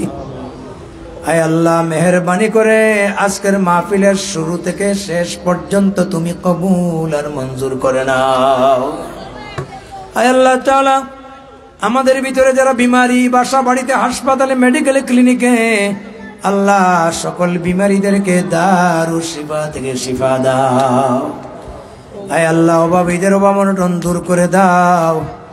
আল্লাহ আসমানি জমিনি যত বালা মুসিবত আছে তা থেকে হেফাজত ফরমাও। আয় আল্লাহ তাআলা এই মুহূর্তে স্মরণ হয়েছে জনম দুঃখিনী মা বাবার কথা। আমাদের অনেকের বাবা নাই, অনেকের মা নাই। মেহেরবানি করে তাদের কবরগুলিকে জান্নাতের বাগান বানায়া দাও। রব্বির হামহুমা কামা রব্বায়ানি সগীরা। আল্লাহ আমাদের আত্মীয় স্বজনকে ক্ষমা করে দাও। ইয়া আল্লাহ এই প্যান্ডেলের আশেপাশে যত গুরুস্থান, যত কবরস্থান, আল্লাহ সমস্ত মুর্দাগানদের মাফ করে দাও। তামাম বিশ্বের মুমিন মুমিনাতদের মাফ করে দাও। আয় আল্লাহ মা বোনদের দিনদার নামাজি বানাও। আয় আল্লাহ আমাদের ছেলে মেয়েদেরকে মসজিদমুখী হওয়ার তৌফিক দাও। আয় আল্লাহ সমাজের ভিতরে যত ধরনের ধর্মের নামের কুসংস্কার আছে এগুলা থেকে বেরিয়ে আসার তৌফিক দাও। আয় আল্লাহ তাআলা বাকি জীবন তোমার মকবুল গোলামি করার তৌফিক দাও। আমাদের যত ভাই ব্রাদার বিদেশে আছে হালাল রুজি রোজগার করে মা বাপের কোলে ফিরাইয়া দাও। আল্লাহ কোন বিদেশিদেরকে লাশ বন্দি করে দেশে ফিরাইও না। আল্লাহ এই মসজিদখানা নির্মাণের জন্য তোমার বান্দারা যেভাবে আল্লাহ সাহায্যের হাত বাড়িয়েছে, আল্লাহ সাধ্য অনুযায়ী কেউ 1 টাকা দিছে, আবার কেউ 1 লক্ষ টাকা দিছে। আল্লাহ সকলের সম্মিলিত সাহায্যের তুমি কবুল করো। ইয়া আল্লাহ মসজিদ কমিটি অত্যন্ত আপ্রাণ চেষ্টা করে তোমার ঘরখানাকে সুন্দরভাবে নির্মাণ করার যতটুকু কষ্ট করেছেন তাদের কষ্টকে তুমি কবুল করো। ইয়া আল্লাহ আরো যত অসম্পূর্ণ কাজ আছে তোমার গাইবী সাহায্য দিয়ে তুমি পরিপূর্ণ করো।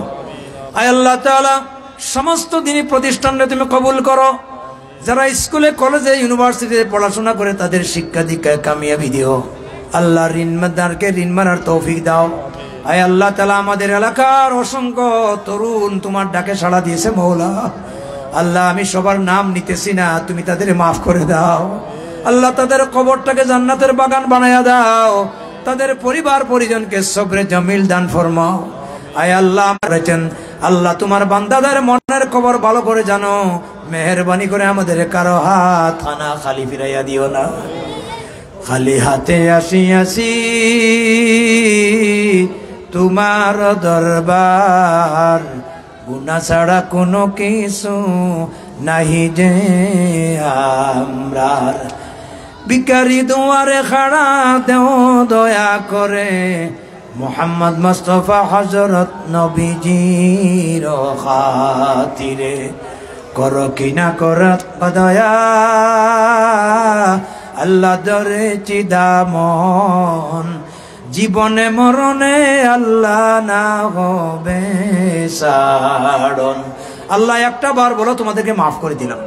আল্লাহ আমাদের এলাকার অসংখ্য মুরব্বিয়ানে কেরাম কবরবাসী তুমি তাদের মাফ করে দাও। আয় আল্লাহ যারা এখনো বেঁচে আছেন তাদের হায়াতের ভিতরে বরকত দাও। আল্লাহ রিজিকের ভিতরে বরকত দাও। আল্লাহ আমাদের 2টা মসজিদ ইমাম সাহেবানদের হায়াত বাড়াইয়া দাও। মাওলানা রব্বানী সাহেব কিছুদিন আগে আল্লাহ তিনি অস্ত্রোপচার করেছেন। আল্লাহ অসুস্থ ছিলেন, খুব সুস্থতা, তাড়াতাড়ি তুমি সুস্থতা দান করো আল্লাহ। তার দিনী দরসগাকে তুমি কবুল করো, তার দিনী মেহনতকে তুমি কবুল করো। আয় আল্লাহ তাআলা শেখপাড়ার ইমাম সাহেবের খেদমতকে তুমি কবুল করো, সাহেবের গাঁও ইমাম সাহেবের খেদমতকে কবুল করো, কুমারগাঁও সহ যত আইম্মায় মাসাজিদ আছেন সবার খেদমতকে তুমি কবুল করো রব্বুল আলামিন। আল্লাহ আসন্ন শবে বরাতের রাত তুমি যাদেরকে মাফ করে দিবা, তুমি তাদের সঙ্গে আমাদেরকেও মাফ করে দিও আল্লাহ। রমজানের প্রস্তুতি নেওয়ার তৌফিক দাও, যেইভাবে রোজা রাখলে তুমি রাজি আর খুশি হও সেইভাবে রোজা রাখার তৌফিক দাও। আখির গুজারিশ, এই মাহফিল যারা আয়োজন করেছেন, টাকা দিয়া, পয়সা দিয়া, জান দিয়া, মাল দিয়া, শ্রম দিয়া যারা সাহায্য সহযোগিতা করেছেন, দূর দূরান্ত থেকে কোরআন সুন্নাহর বাণী শোনার জন্য মাহফিলে যারা শরীক হয়েছেন, আয় আল্লাহ তোমার বান্দারা বসার জায়গা নাই, দাঁড়ায়া দাঁড়ায়া পুনরায় কথাগুলি শুনলো, মেহেরবানি করে এই মাহফিলটাকে আমাদের সবার নাজাতের জরিয়া বানায়া দিও। ربنا تقبل منا إنك أنت السميع العليم وتب علينا يا مولانا إنك أنت التواب الرحيم بفضل سبحان ربك رب العزة عما يصفون وسلام على المرسلين والحمد لله رب العالمين وجعل آخر كلامنا عند الموت لا إله إلا الله محمد رسول الله।